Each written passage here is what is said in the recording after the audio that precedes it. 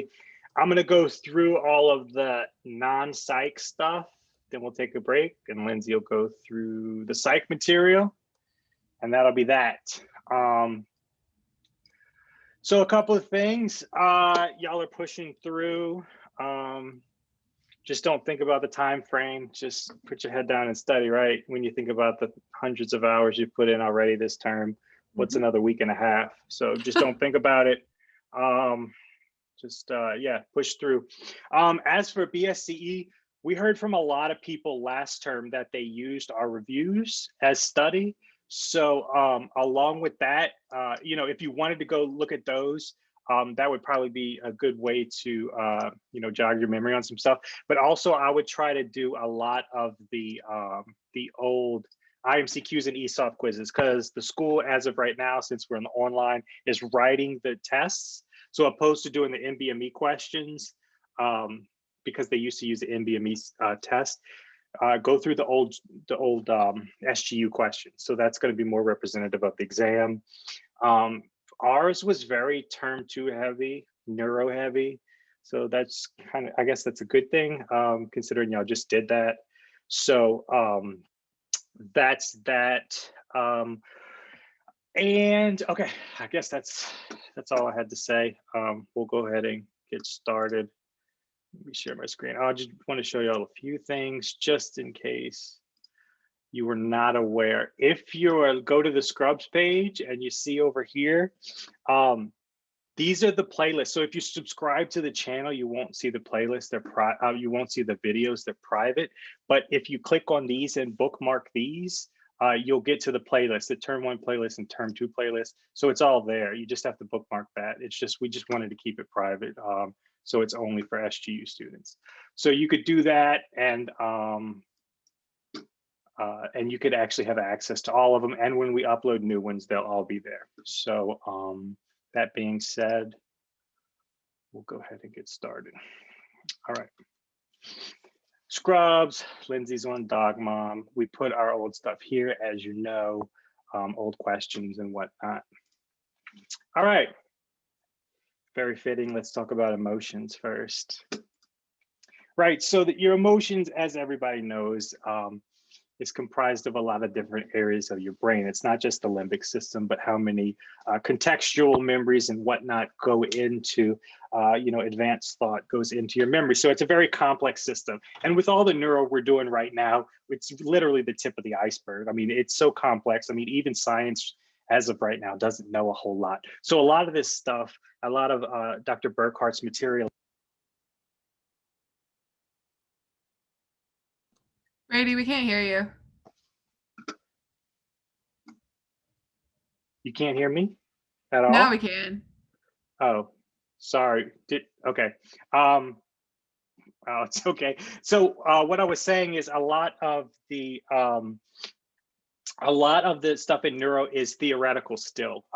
You know, what science knows about the brain is still very primitive.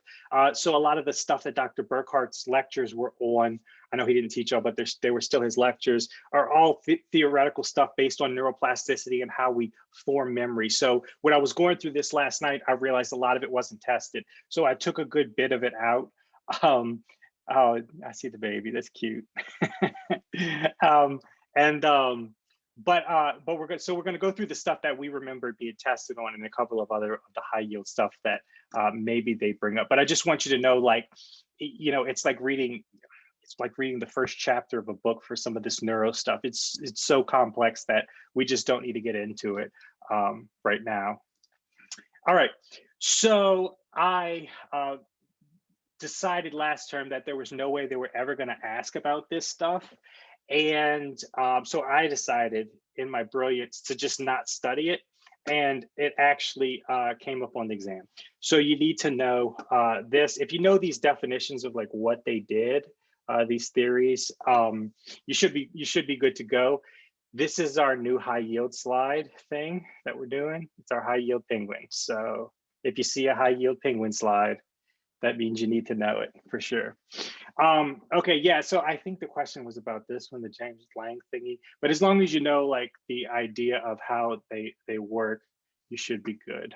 But yeah, we did have a question on that. So here we're looking at the limbic system. But again, it has so much to do with all different areas of your brain. We didn't really get into the different areas, like what each does, but we're going to look at some of the circuitry, like right here. This is a limbic circuit, the Papez circuit. So it kind of correlates a pattern to how you're able to process emotions. Now, again, you're still going to have a lot of input from the frontal lobe, from different areas of the brain to help with this limbic system. But when we talk about, we'll get into a little bit more detail with some of the stuff that they asked. Running joke with, this is a funny, not funny, but a very interesting disease, Kluver-Bucy syndrome. So it's a bilateral amygdala lesion.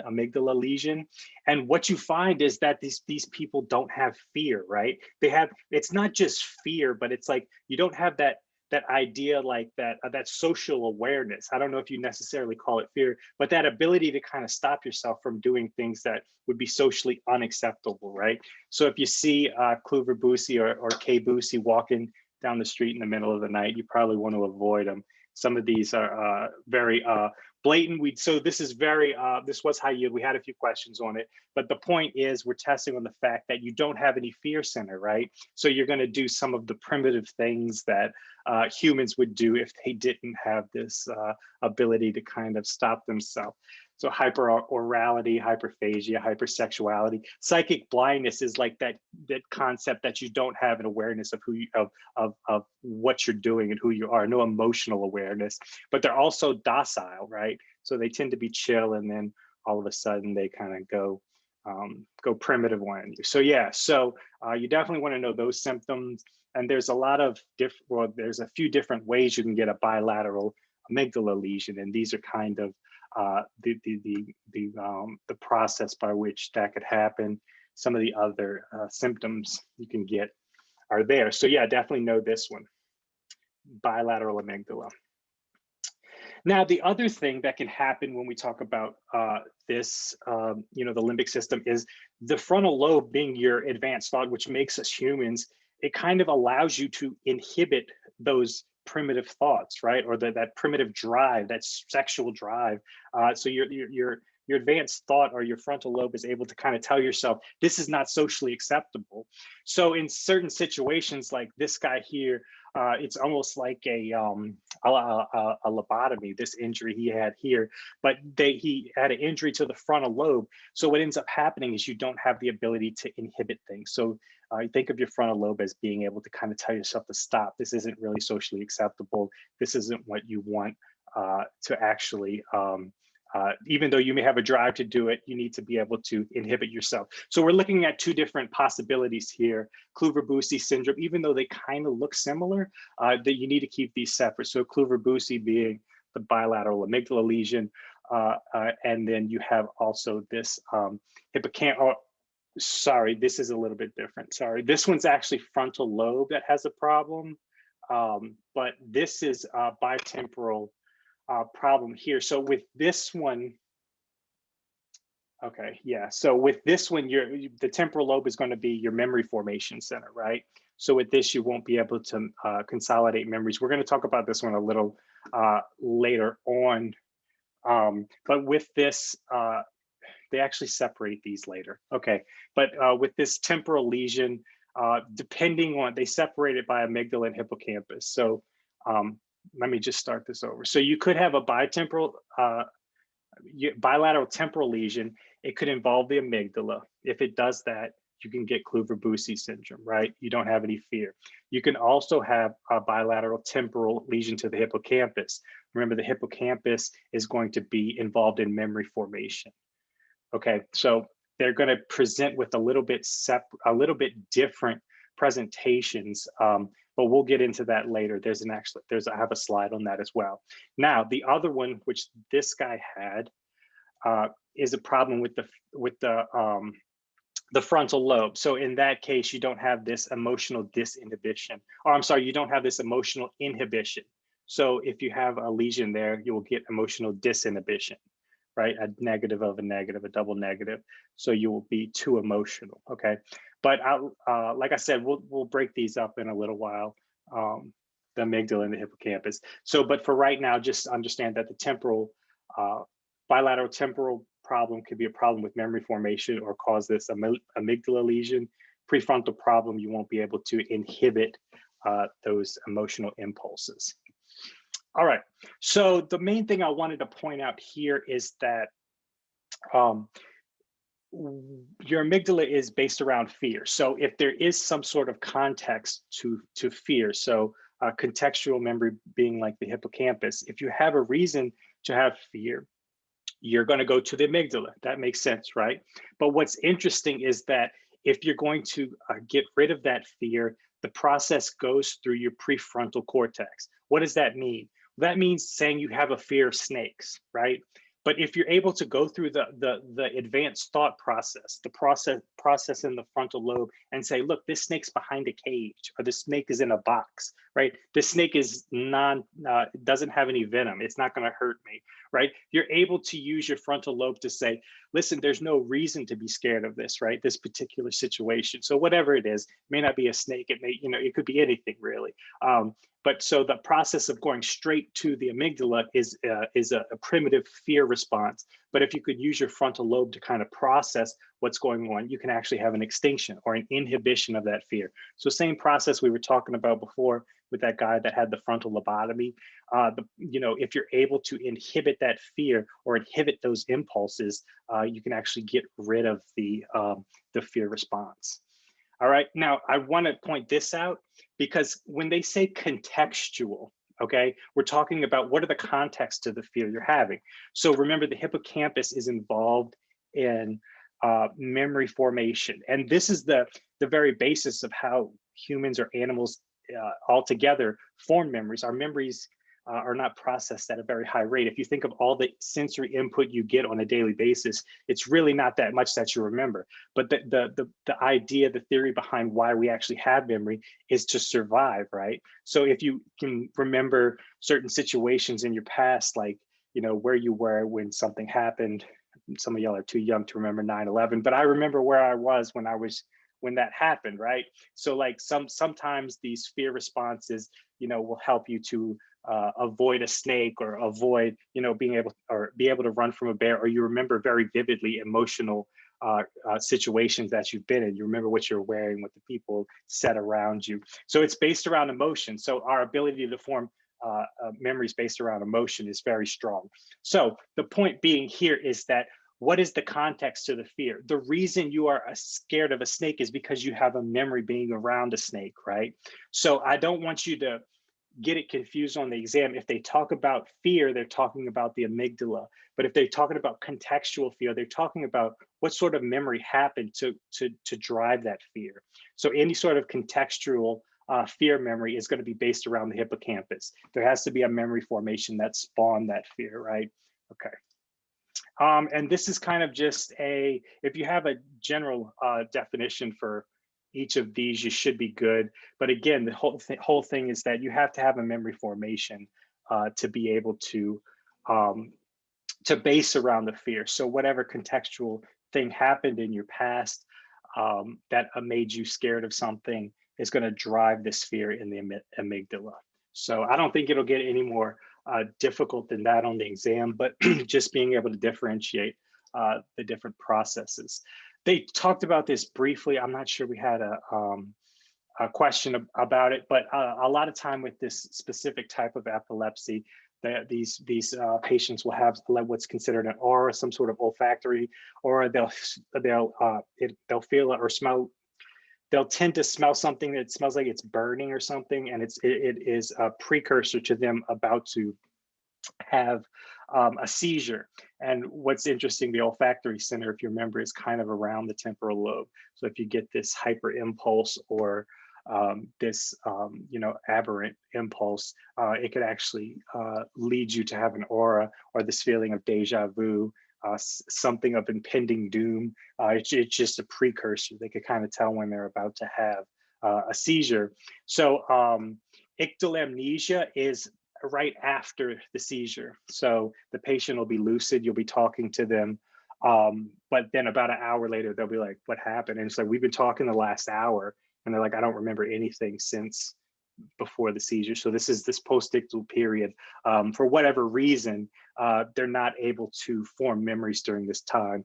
The brain's probably just trying to calm down and fix what's going on. So interesting scenario. If you have time, you can go look up on YouTube how they treat some of these chronic epileptic seizures. They actually cut the corpus callosum in half, right? So they separate the right and left brain. And what that basically means is your right side can't communicate with your left side. So like your right hand will go to like scratch your face and your left hand will like pull it away. It's like two actually different people. So it's very interesting, go check it out. But it's one of the, to get rid of those seizures, that was one of the ways they figured out they could do it to stop the communication to and from, but it's almost like two different people are there because they don't communicate, they kind of fight against each other. All right, let's look at this, the rhythms, biological rhythms. So just some definitions. This one is less than a day. Ultradian, circadian is basically your sleep-wake cycle, your 24 hours. Anything longer than that, such as the menstrual cycle, anything longer than the day will be infradian. But circadian is by far the most important. So we'll talk about that. Respiratory rhythm, remember respiration is based around the brainstem, right? Brainstem's very primitive. And so our respiration is down there as well. So your point of reference is the medulla. Anything above the medulla, you're retaining your respiration. Anything below the medulla is going to cause cessation of your respiration. So basically that means the area of respiration is below it, right? So you won't be able to communicate. I'm sorry, it's above it. So if you cut it there, you won't be able to communicate. So that's your line of demarcation, the medulla. All right, I know this slide kind of sucks, but I think it's good to just have a definition for these. But we're going to break them down a little bit and what's important, and just kind of knowing what goes where, and like what is involved in each. So like this pneumotactic center is involved in normal breathing pattern, right? So the rate and rhythm of what you're doing, this is a normal pattern. Whereas the apneustic center is this specific facilitation of inspiration. But anything beyond these definitions, I don't think you need to know. I don't think I don't remember them testing us very hard on this. So as long as you have a general definition, but we'll break it down a little bit more. So the dorsal respiratory group is going to signal to the ventral respiratory group, and it's going to kind of bring in these sensory centers, okay? Pontine respiratory group is going to also signal to the ventral respiratory group, and it's going to be more of like the fine tuning to be able to change patterns as we go. So again, just knowing a general definition of these, you should be good. I don't think beyond that, like I don't think you need to know necessarily like where they are in the brainstem or anything like that. Let's see. Yeah, and then there's also some other controls that come from the hypothalamus and the cortex, right? Cortical controls voluntary breathing, right? For the most part, we don't think about it, but you can actually control it voluntarily. All right, now this should make sense. Any sort of decrease in oxygen is also going to correlate to an increase in carbon dioxide, right? So that's going to tell your body you want to breathe more, right? Remember, we treat carbon dioxide as an acid. So if you're holding on to carbon dioxide, you're going to get a decrease in pH. You're going to get respiratory acidosis, right? So carbon dioxide is always treated as an acid.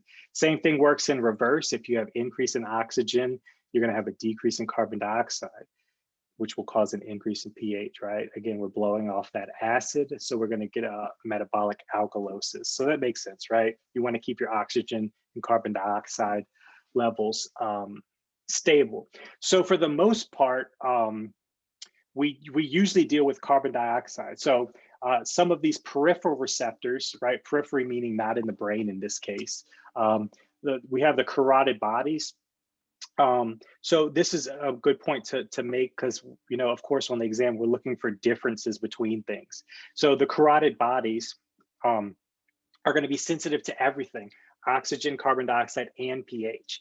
But down here, the aortic bodies right by the carotids, where the carotids come off, they're not going to be sensitive to pH. Okay, so just a one of those things that kind of stands out as a differential, something that can be tested.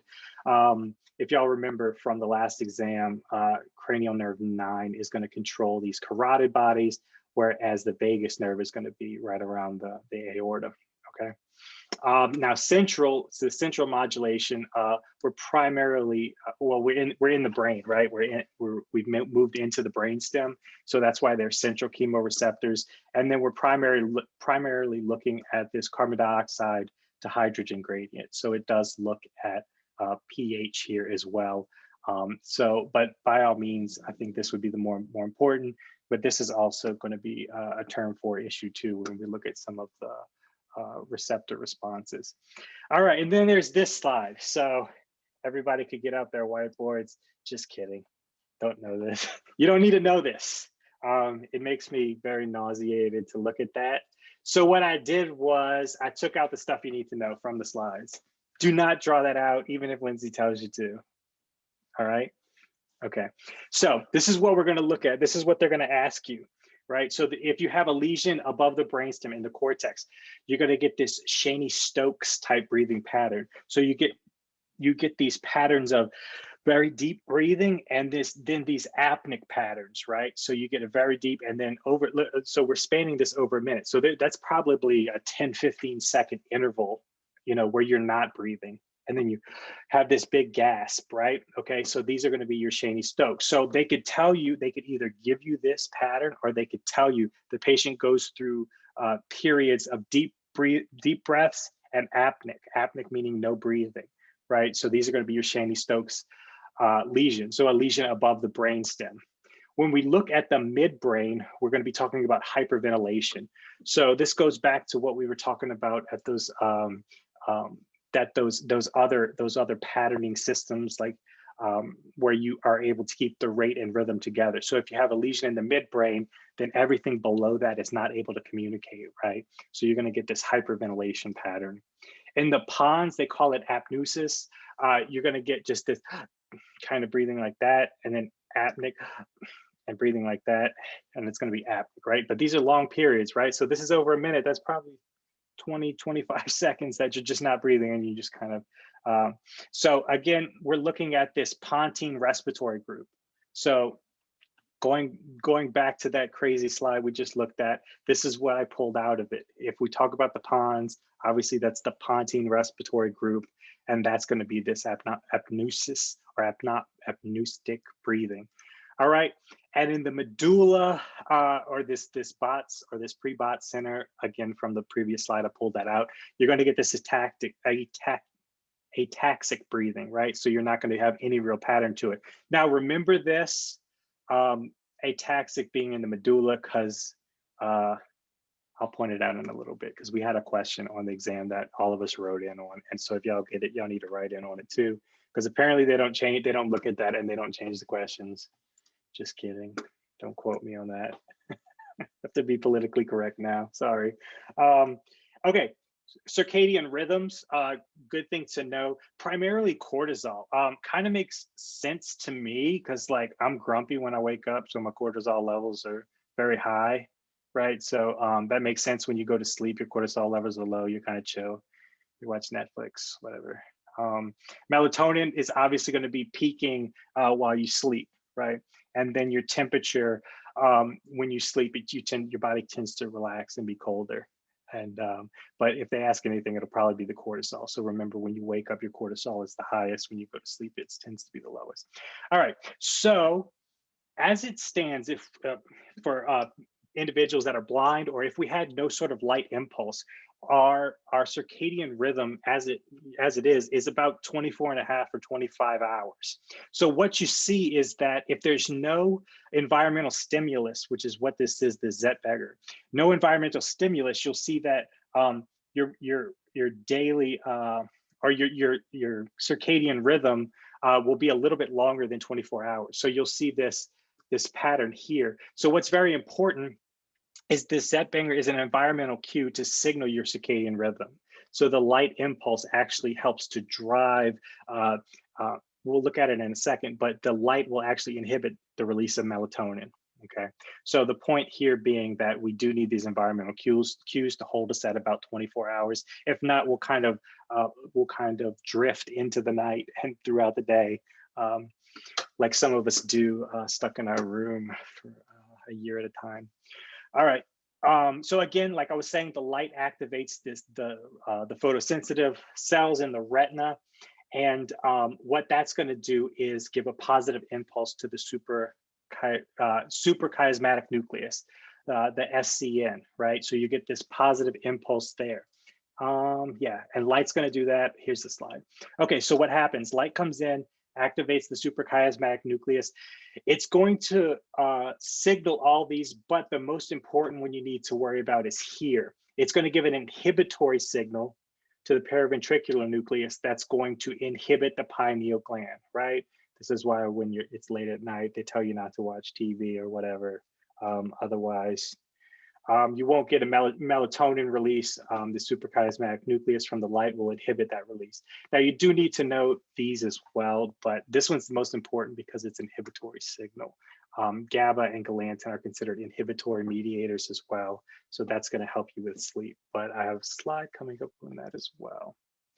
All right, the main thing, oops. All right, we all know what jet lag is. I put this slide on here just to show that it's, it's not just in your brain. There are very many organs that are affected by both the jet lag and the lack of sleep and or this phase change. But this got a penguin slide. We had a question just trying to differentiate these two.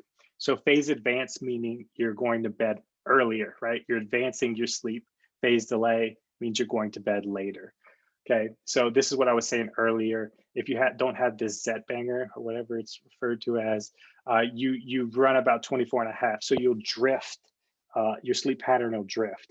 So we definitely depend on the light impulse, the light signal to help us regulate our cycle. So our sleep cycle. So this phase advance, remember, if they may give you a question like you flew to California or something. So like, right, you're going back in time, so it's going to be light later. Yeah, you know what I mean? Like you have to figure that out. So you will be at a phase delay in that situation, right? So if you go East Coast to West Coast, you're going technically back in hours, right? So the sun will go down later. So you'll be in a phase delay. If you go from West Coast to East Coast, you're going to want to go to bed earlier. So that'll be a phase advance. Okay, so just make sure you have that straight so you can get that right.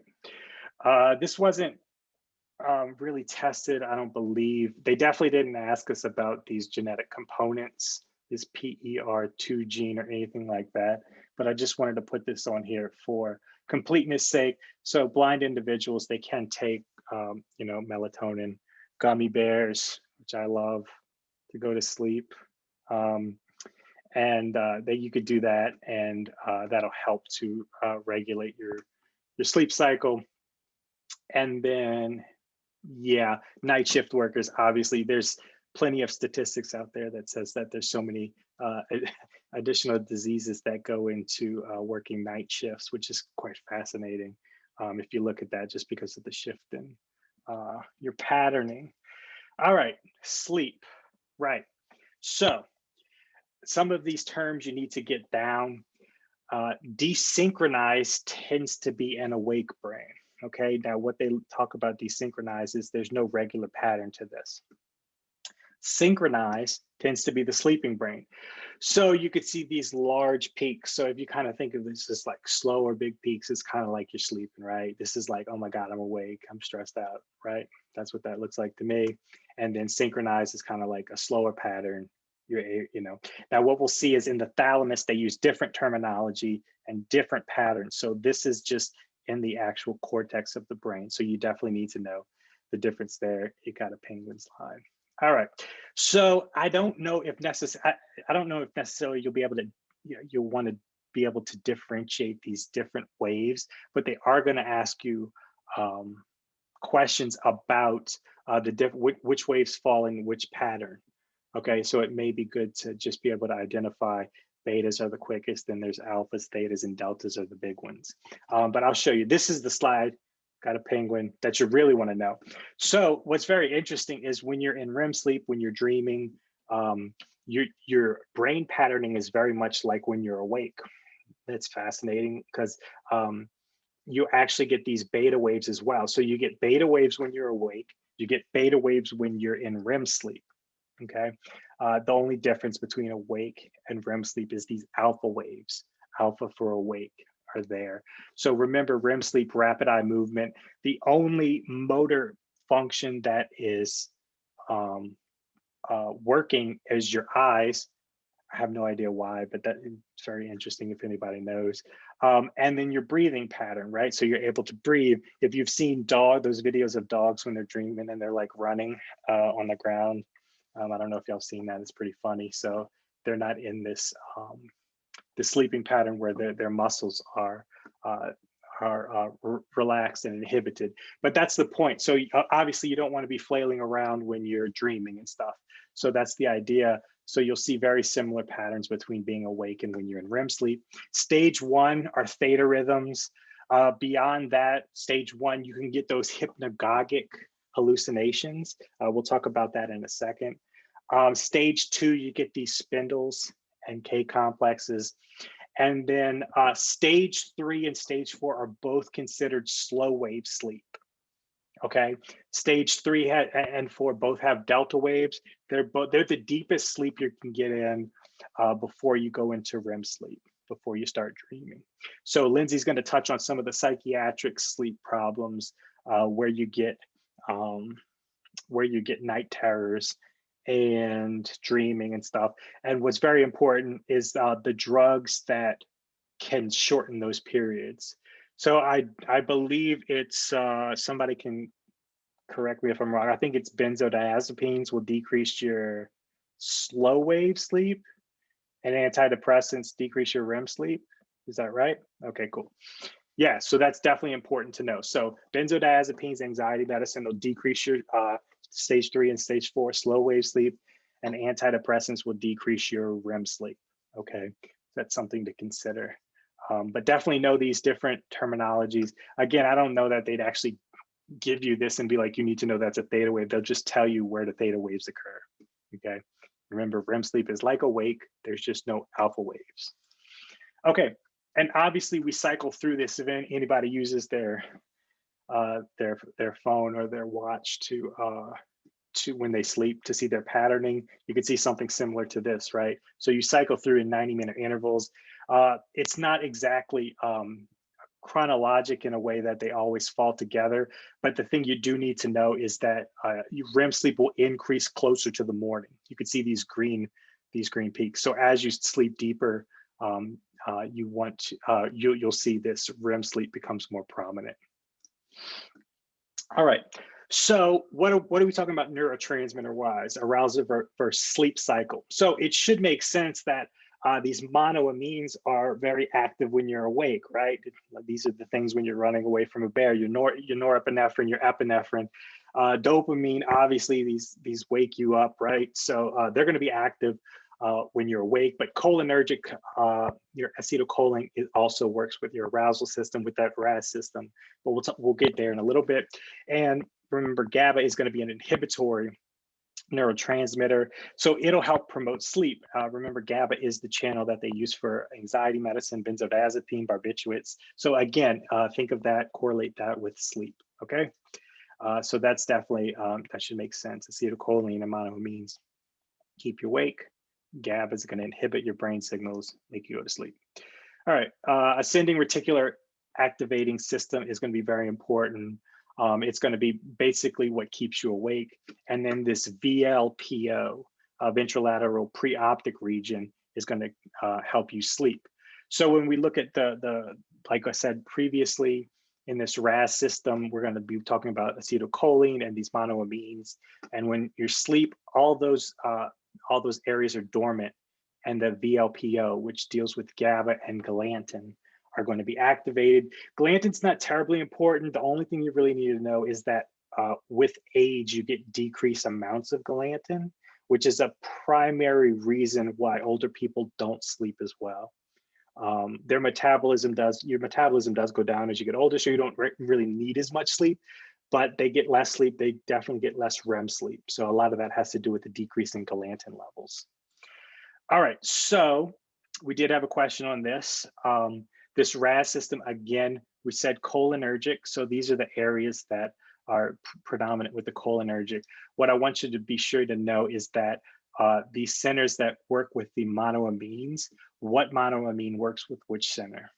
Okay, so the raphe nucleus is serotonin, locus ceruleus is norepinephrine, the ventral tegmentum is going to be dopamine, and the TMN is going to be histamine. Okay, I believe they asked us this, what was the raphe nucleus? So serotonin was what you want to work on. But again, any cholinergic or monoamines is going to keep you awake. Now, what happens if we turn the brain off, right? If we want to go to sleep, here we go. So all these are turned off, right? And as you can see here, the VLPO is actually signaling. So it's our primary signal center, this yellow dot right here. So this VLPO, GABA, galantin are going to be telling you to go to sleep, telling these centers that are secreting these or reacting to these different cholinergic or monoamines to calm down, right? All right, and then the different sleep stages you could talk about. So again, the point here is mainly that since REM sleep is very similar to being awake, you actually do get cholinergic signals during REM, okay? When you're in this non-REM, this deep sleep, you're again working with GABA, galantin, this VPLs and center. So the thing is, just a caveat here is that even though you're sleeping during REM sleep, it's very much like being awake. So you do get these cholinergic stimulus. Beyond that, you know, dream science and sleep science is still beyond what we really understand. Okay, now REM sleep, we talked about this. It's very important when you're dreaming that you're not flailing around. So we get this GABA and glycine signal to the motor neurons to make your muscles, inhibit your muscles so you're not moving around. So remember, your rapid eye movements, your eyes and your respirations are going to be the only thing that are going to be working during REM sleep. Now, when you wake up from a deep sleep, when you're actually dreaming, you can get these hypnopompic hallucinations, right? These are when you wake up from a deep sleep, okay? What's scary is sometimes the sleep paralysis that you're under when you're in REM sleep can persist through. So you'll actually wake up from a dream and you feel like you can't move for a brief period of time. So that's considered the sleep paralysis. But these hallucinations are like when you wake up from REM sleep, right? Now you can contrast this with hypnagogic hallucination, GOG or go for going to sleep. These actually happen in phase 1 of the sleep cycle when you're going to sleep. This is actually what they use in hypnosis, and not like crazy hypnosis where they hypnotize you and like you hear a horn and like you start barking like a dog, but they actually use this therapeutically. So they can actually, so the therapist will hear a story, a tragic story, for instance, about your past, and they'll help to put you to sleep, and then they'll kind of help you talk through it as you're falling into this sleep. And it's kind of a coping mechanism to relive what happened and kind of address it, you know? So it's very fascinating. They have books about it, about this process of hypnotism, but it is real. It's just, they kind of blow it out of proportion with some of the stuff. So yeah, so hypnagogic is going to sleep. Hypnopompic is when you wake up from REM sleep. Remember that sleep paralysis correlates with REM sleep. So that would be related to the hypnopompic hallucinations.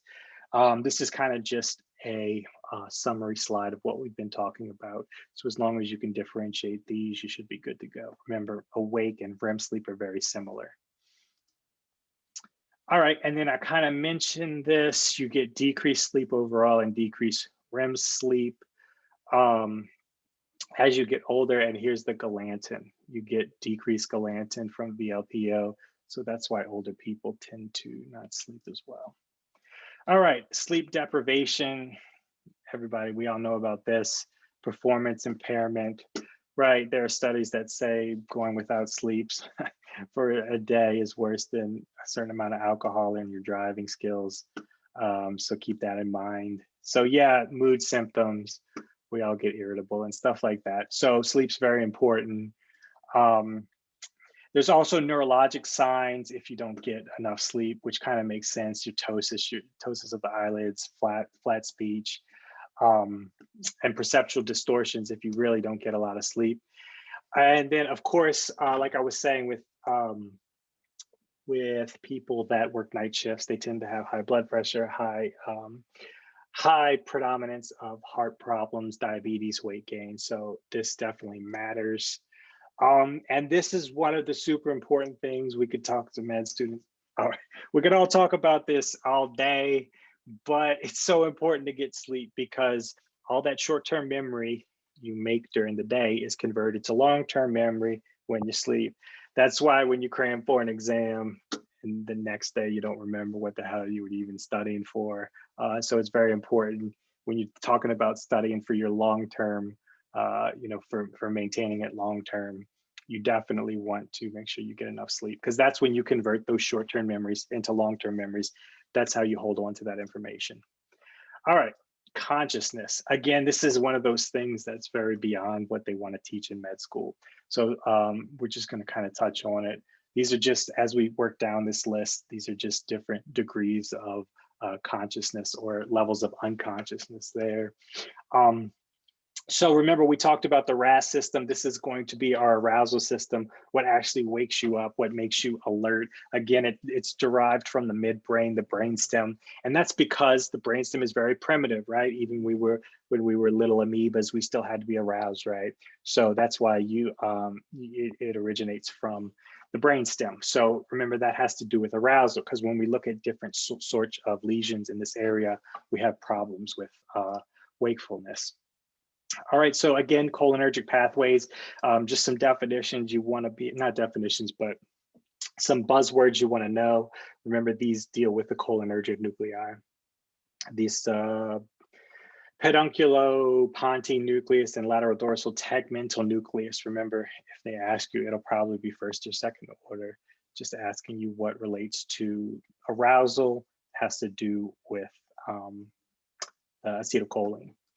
Right, same thing works here. What are we talking about when in the thalamus, right? So here we're talking about, just so know, these intralaminar, midline, thalamic nuclei, and pulvinar.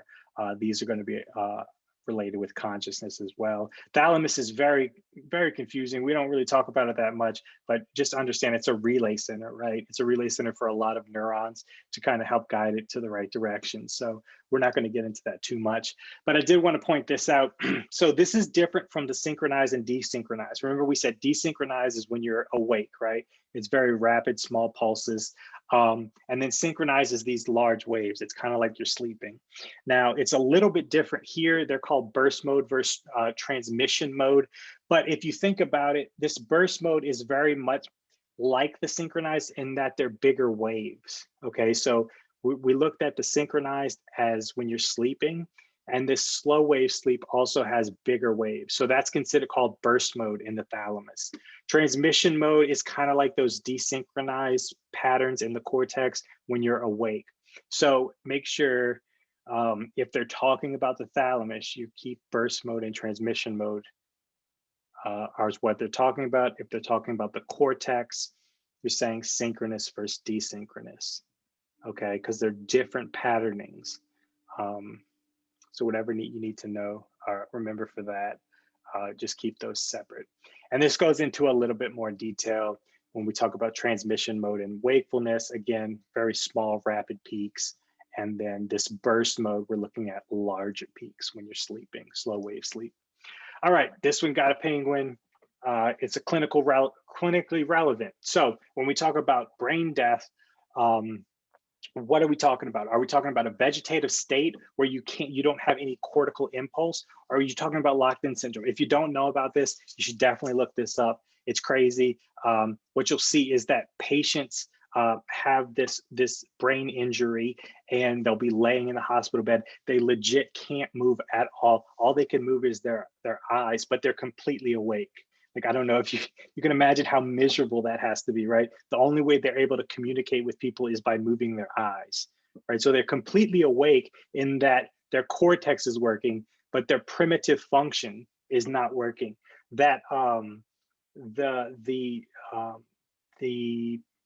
neurons to the motor cortex, or sorry, to the motor to the motor fibers of the body are transected as well. So you have no motor movement. The only thing you can move is your eyes.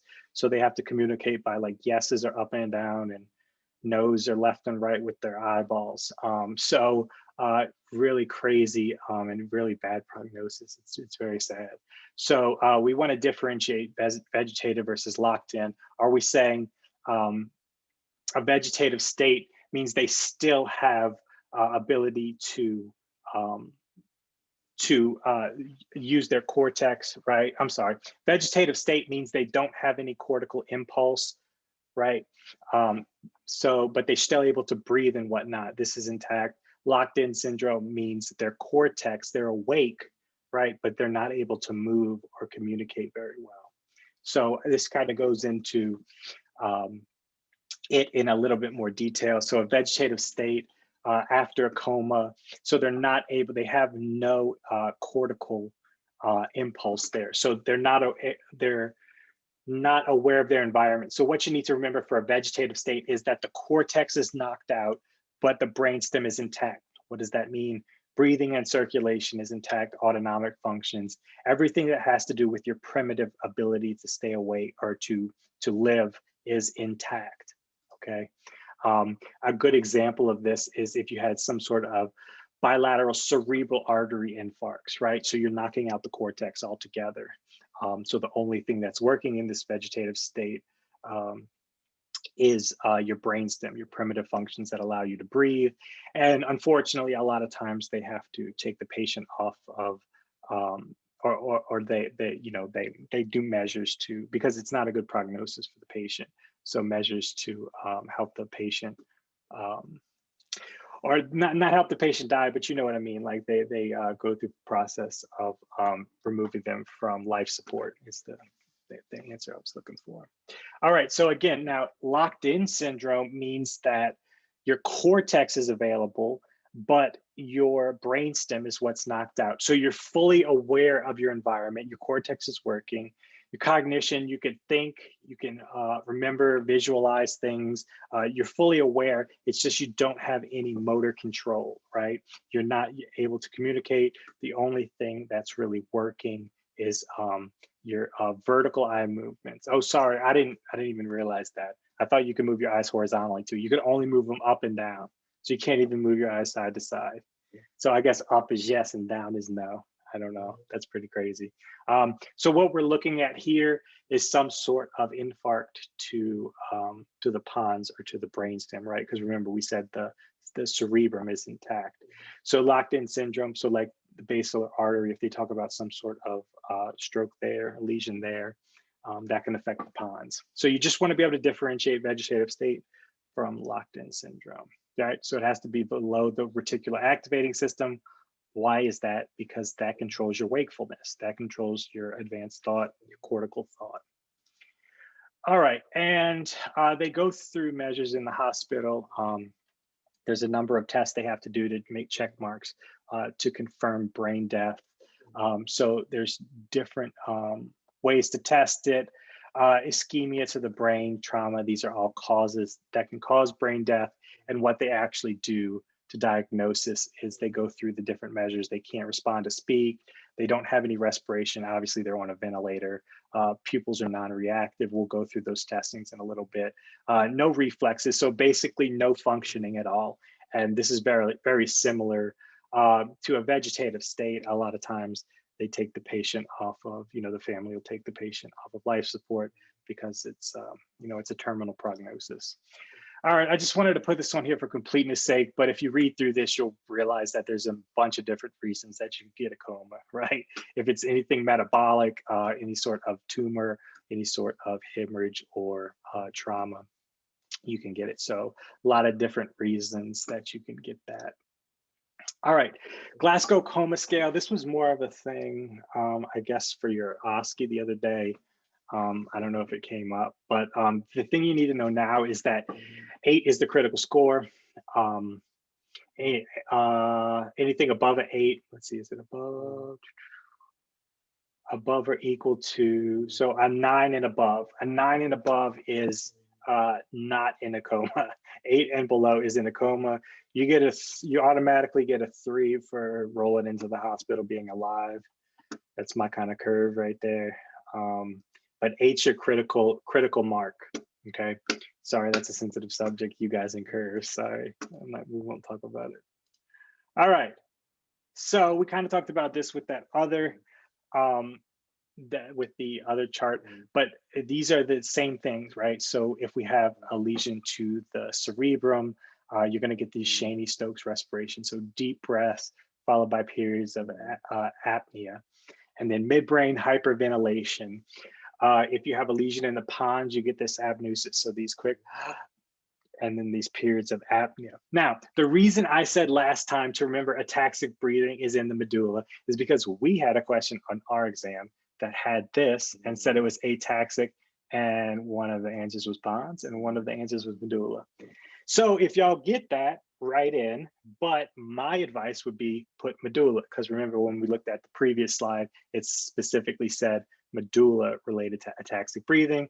So we would assume they might change the, they might read them and change the answers. But if they don't, put medulla and write in and say that the slide had, it could be lower pons or upper medulla. Okay, anything in the medulla, you're talking about respiratory arrest here, right? If it's bilateral, remember it would have to be bilateral to knock it out completely. All right, cool. So this is more of review, a good cumulative style question here because it correlates to this. Remember, decorticate is above, your arms are up, above the red nucleus. Anything at or below the red nucleus, you'll be in decerebrate, everything will be extended. Point being, if you knock out the red nucleus or below, you're knocking out the, is it reticular, rubrospinal? Give me a thumbs up, Kishore. Is it rubrospinal? Yes, somebody? Yeah, I think it's rubrospinal. Okay, you knock out the rubrospinal. Rubrospinal helps you to flex your arms. So if it's above the red nucleus, your rubrospinal is intact. So you can flex. If you're at or below the red nucleus, you knock out the rubrospinal tract. So everything is extended. You don't have that flexor response. Everything's extended. I use the example if you watch football and you watch a wide receiver go across the middle and catch a ball, just get knocked out, like they literally fall out of the air with their arms flexed like this. And it's like, yo, he's out the game, right? So that's the example I like. It's pretty crazy when you actually look for it and you see it. But again, I keep recommending YouTube, like y'all don't have to study, but go check that out too. Okay, this is a little aggravating. So what I did, I labeled these according to this for you guys. All right, so anything at the diencephalon or above, you're gonna be tonically constricted, okay? Not super important why, but just remember these fibers up here are gonna keep the eyes constricted. It has a lot to do with the transversing fibers to the occipital lobe and stuff like that. 2 is gonna be pretectal.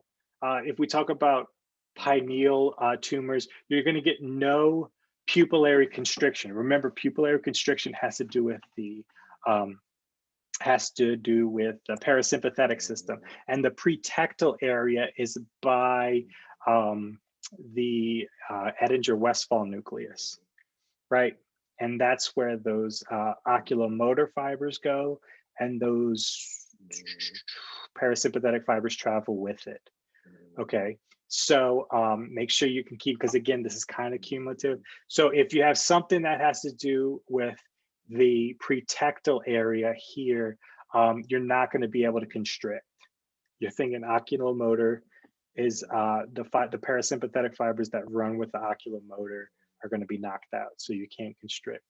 Now, lesion of 3 is going to be one-sided, right? It's going to be unilateral. So 3 is going to be one pupil is blown, right? So you knock out the nerve and you're not going to be able to constrict the pupil that is affected. Okay, so difference here, pretectal, Edinger-Westphal nucleus, it has to do, remember when you do the pupillary light reflex, you shine it in one eye, it goes through the Edinger-Westphal nucleus around the pretectal area and communicates to the other side. So pretectal, you're not going to be able to, it's going to be bilateral, absence of constriction. All right, think of Edinger-Westphal when you talk pretectal. If you have it directly to the nerve, if you shine a light in this patient's left eye, it's not going to constrict. So that's unilateral. Now, pons, yeah, again, this is going to be, when you talk about this Edinger-Westphal that goes there, they're going to be constricted too. But again, it's going to be bilateral, right? Inputs to the Edinger-Westphal, but also ascending inputs to the Edinger-Westphal nucleus. Okay, yeah. So I know that the Edinger-Westphal is around this pretectal area. Where did it say that? Oh, pretectal, yeah, right, is around there, but these pons fibers actually has ascending inputs there too. So if any lesion in the pons is also going to be constricted. What's more important, oh, hold on, let me do this real quick. So why did they say mid-position in the midbrain? We didn't talk about this too much, but this is the mesencephalic reticular formation. This controls your ability to look up and down. So that's why they're locked in the mid-position there. And also remember, we're going to talk about this in a second. The MLF is around the midbrain, and the PPRF, which comes back to bite y'all, this stuff, all of us, is in the pons, right? So it's going to affect your ability to gaze back and forth. All right, so this did not get a penguin. It's not terribly important, but just being able to differentiate which ones are bilateral and which ones are unilateral. If you affect the nerve, it's unilateral. If you affect some part of the actual brain or these nuclei, it'll be bilateral.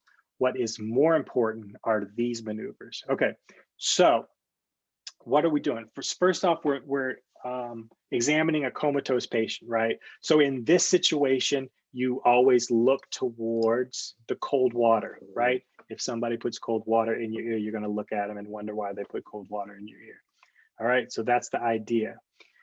So this is if the brainstem's intact. So doll head maneuver means if you take the patient's head and move it to the side, the eyes are going to be locked in, right? Locked in centrally. And so technically your eyes are well, they seem to be staying straight, but they're actually moving, right, to the outside aspect, like they're going to the right. Okay, so that's the idea. If you move my head, I could keep my eyes straight ahead. This means the brainstem's intact. You would expect the eyes to stay straight. Now, when I say stay straight, they actually are moving to the right, right? When you move your head, your eyes are actually moving, okay? Now, cold water in the ear, you should look towards the side of cold water. So you're gonna turn towards the side, the ipsilateral side, cold water. So that means the brainstem's intact, okay? So just get the doll head thing, because like, technically you're moving your head to the technically you're moving your head to the left, but your eyes are moving to the right. And what you should do, that you should be able to look straight. So again, if the patient is in a coma, you can open their eyes and you can move their head and their eyes should continue to look at you. If you move their head to the left, their eyes will move to the right to keep them straight ahead. This would imply that the brainstem's intact, okay? So let's look at some problems here. Again, look towards the cold water.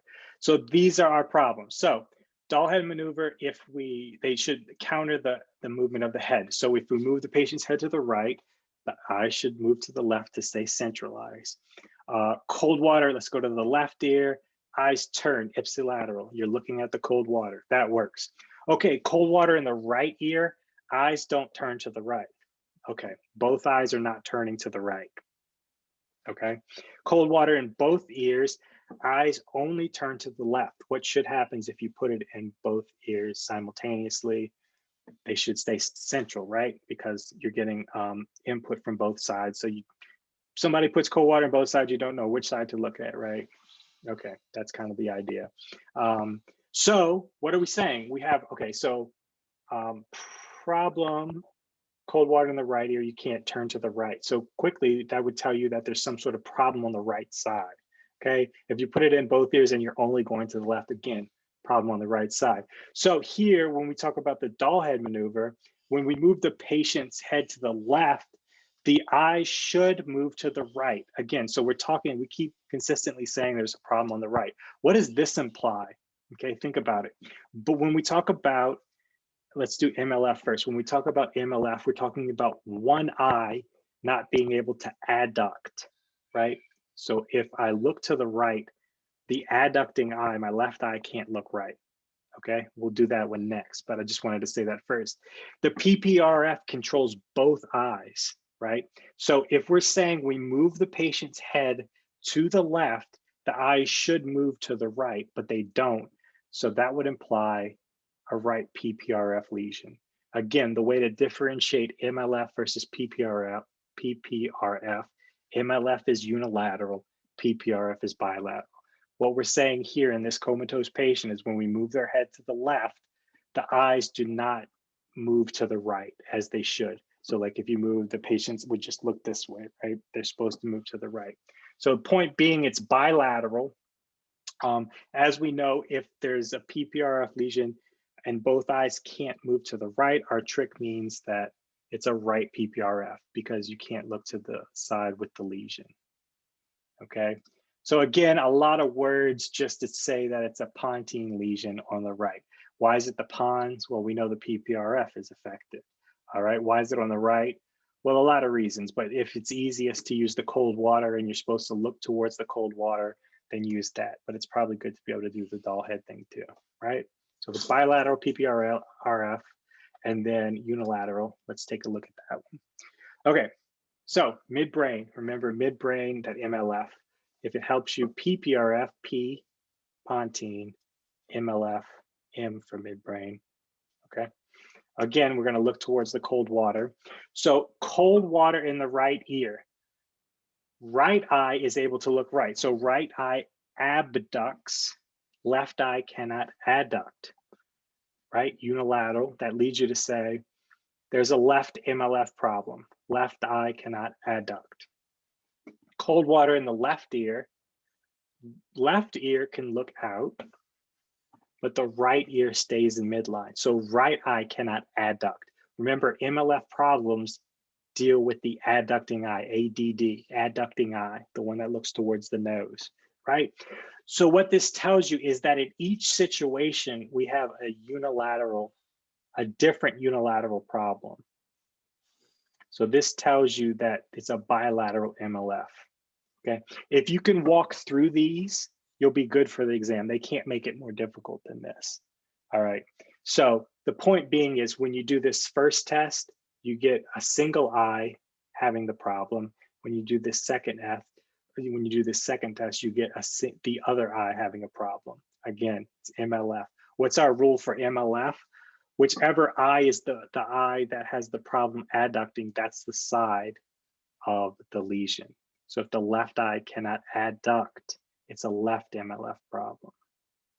The right eye cannot adduct, it's a right MLF problem. So independently, we were able to differentiate that both MLFs are affected. Bilateral MLF problem. So what we can conclude is that it's a midbrain lesion.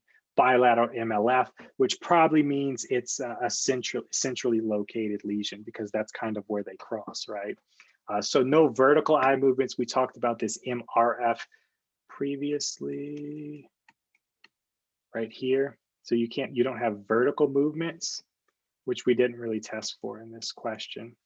But point being is there's no adduction, ADD, on either eye. So bilateral midbrain. It's one of those things you just have to walk through a few times and then you'll be good to go. But remember, PONS is going to deal with PPRF, both eyes affected at the same time. Midbrain is going to be MLF. Both the adducting eye, ADD ducting eye, will be affected independently. All right, this is just tricky because it's bilateral, right? Okay, hey, I don't know what happened there. I blame PowerPoint. They auto did that. All right, sex in the brain. All right, okay, so all this is saying is that there are very different, I don't have to tell you all this, there are very polar opposite differences between males and females, but there's also some things that we converge on. So dimorphism are the things that are completely opposite. Look at the curves, they're completely opposites, right? So sexual behavior, we don't do birdsong, at least I don't, that I know of. But yeah, so sexual differences also there, you know, they do say females have a higher pain threshold than males, which I do believe. And then there's also things that we converge on. You can see there's crossover here. So there's an overlap. So parental behavior, problem solving, things that we both do together. So it depends on what you're talking about and what specific characteristics of men and women that we're talking about, whether they're completely opposite or whether they converge upon the same thing. All right, the main thing that differentiates men from females is the SRY gene. The SRY gene is on the Y chromosome. This tells the embryo to turn into a male. So the default pathway XX is to go female. If you have this Y chromosome, specifically, very importantly, this SRY gene, it's going to tell you to make testosterone to go through the male phenotype, but it also will tell you to suppress the female phenotype. If y'all remember back, I don't remember in GI or whatever, we talked about like the Wolffian and like, although you don't need to know that Müllerian ducts, but the point being is if you're male, you have to suppress the Müllerian ducts, I believe, so that you don't become a female. So again, point being SRY gene is going to create testes, you make testosterone, that will not only make male phenotype, but suppress the female phenotype. Question, what if you had an SRY gene on the X chromosome? Technically you'd be female, but you would still drive towards the male phenotype because this SRY gene is what tells you to flip the switch to become a male. All right, so again, as I said, the default pathway is to become female. The Y chromosome is going to deal with masculinization and also defeminization, okay? So it's a twofold process. All right, don't get too bogged down with this, but just know that there are different areas that are different in males and females. The sexual dimorphic nucleus, that's going to be different. It's larger in males. Suprachiasmatic nucleus that deals with that light impulse or that light input is also different in males and females. One of the interesting one is this this interstitial nuclei of the anterior hypothalamus. That is different. It's larger in males. We'll look at that in a second. I did put a penguin slide on this. As long as you know which ones correlate, which ones are different, just make a list of these. Unfortunately, it's one of those things you need to memorize, just in case they give you A through E and they put like 4 of these in one of something else. You want to know which ones are different. Beyond that, I wouldn't really dive too deep into like, you know, the different characteristics of them. Just know the difference. Now, when we talk about this INAH, what they've actually found is it has a lot to do with gender identity. This INAH and this bed nucleus stria terminalis is a marker for gender identity. They found that transgender people, male to female, it tends to be smaller, right? So this does seem to correlate to gender identity. Now, if you want to look at more gross anatomy, I would make sure you know these as well. There are differences in these different areas of the brain between men and women. They've even taken infants and looked at their brain originally, and they've seen that there are more neurons for men that go to the frontal lobe, more of this like go on chop wood type stuff, and then females have more fibers going to the limbic system, more of this ability to comprehend emotional emotions and emotional reaction. So fascinating. But as these are in adults, and you can see that there are differences between men and women. Now, this is a super important slide, very counterintuitive, because what they found is that the testes are going to secrete testosterone, but once you get intracellularly, it's actually converted to estrogen or the component estradiol. So I'm pretty sure you're going to get a question on this. Estrogen actually causes masculinization of the brain. Who'd have thought? But it does, all right? So increased estrogen in the brain will actually cause masculinization, all right? The point being is testosterone is converted by aromatase intracellularly to estradiol, and this is going to cause a masculinized brain. Now, this is one of the tests that they did, not on purpose, but they figured this out, that women that were taking DES, which is a synthetic estradiol, their kids actually, or was it parent moms or kids? Not sure. Anyway, these kids ended up, when they were young, getting increased levels of estradiol. I think it was the mothers that were actually taking it, and then it got to the kids. So what ended up happening is that these females that were getting this synthetic estradiol, the fetuses from the mother, ended up getting too much estrogen in the brain, and this caused masculinization of the brain, even though they were female. So the point being is that this estrogen, this increased estrogen, will cause masculinization of the brain. Fascinating. Now, what's super important is this time frame, this critical period. We talk about that 3 to 8 weeks as the critical period for growth development. And, you know, that has to do with limbs and the heart and all that. But when we talk about brain development, this weeks 12 through 20 is going to be that critical period. So if for any reason a female has increased estrogen levels during this period, it can cause masculinization of the brain. All right, and then one of the clinical correlates here is androgen insensitivity syndrome. So if we do get some sort of inability, this the gene that causes androgen receptors, any sort of insensitivity, like at the receptor level, it won't react to the testosterone, so you won't get this masculinization of the brain, or this the estrogen response. So you will get a female phenotype. Point being is that these receptors don't work. They're insensitive to androgens. I believe y'all talked about this previously on another block, but obviously if you can't respond to androgens, you're not going to be able to masculinize the body or the brain, right? So more of a female phenotype. All right, there are different forms of memory. We have factual memory. These are the ones that tend to stick with you throughout life, right? So they talk about elderly people. They tend to have more problems with procedural memory. So there is like that app Luminosity. They recommend for people to work their brain out. The idea is to kind of to work on this procedural memory, these skills, this gaming type, to help with procedural memory, because that's what tends to be lost over time. Elderly people tend to remember facts and events from way back, but it's these things like working on a computer or whatnot that tend to fade over time. Very importantly, this is how we talk about memory formation. So some definitions: the encoding process is the process of getting it to short-term memory. All right, so then once it's in short-term memory, you consolidate it. This is when you're sleeping, you consolidate it to long-term memory. Then there's the process of retrieving it from long-term memory back to short-term memory. So the point being is, if you could work this cycle, you can keep it active, right? This is that idea of spaced repetition. But the point is, encoding goes to consolidation. Consolidation will be in the long-term memory. You encode it to go to short-term memory, consolidate it to long-term memory. The retrieval is where you go back from long-term and bring it back to your short-term memory, okay? So the more you're able to do this, rehearse it, the better you'll be.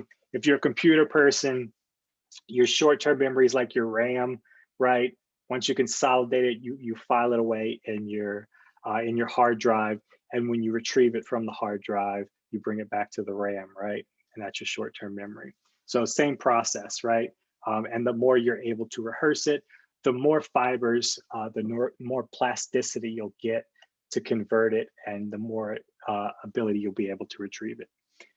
All right, now amnesias. Importantly, retrograde amnesia is, so at the time of the accident, you forget stuff from the past, from that point. Anterograde amnesia means that you forget everything from a specific point. Like if there's a trauma, you don't remember anything from that trauma onward, right, for a specific period of time. Retrograde amnesia means you're going back in the past. So you had a trauma today, you don't remember what happened 2 days ago. It's retrograde, it goes backward. Anterograde is from the point of insult or point of trauma.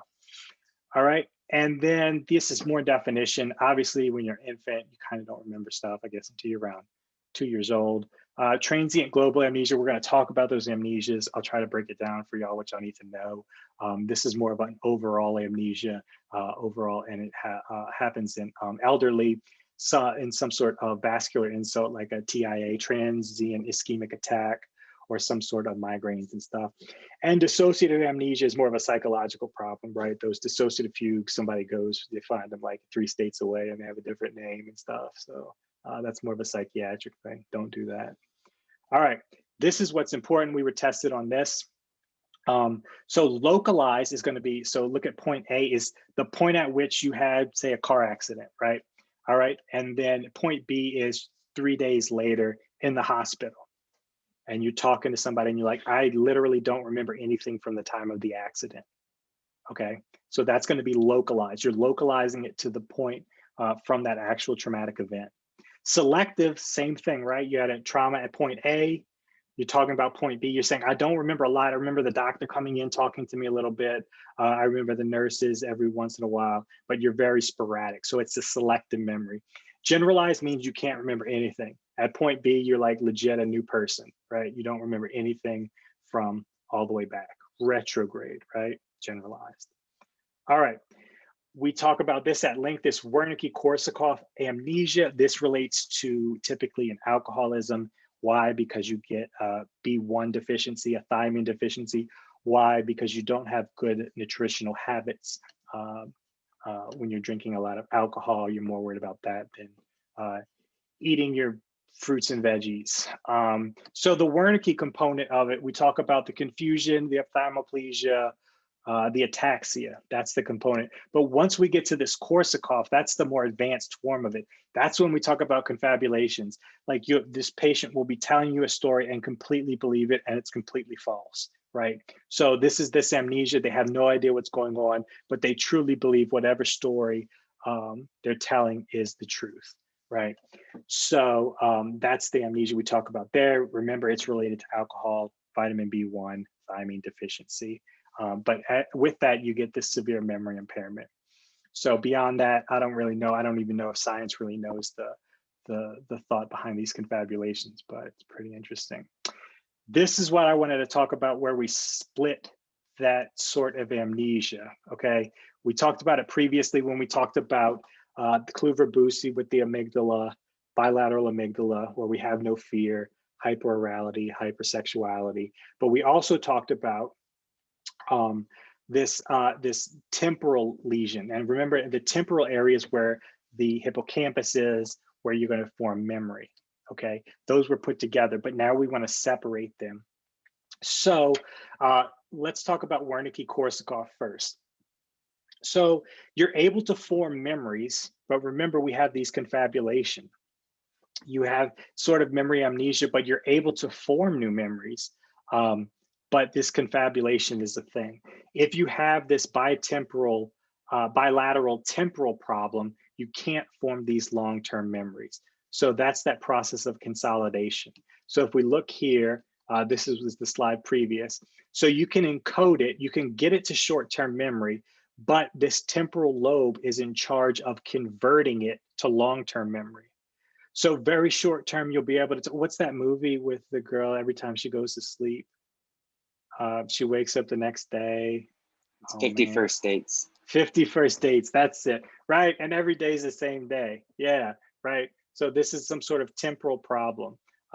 Your inability to form long-term memory. She goes to sleep, she wakes up the next day. It's the same thing. So that's what we're talking about here. So versus this diencephalic problem, it's more of like this confabulations. You're able to form memories. So just keep those separate.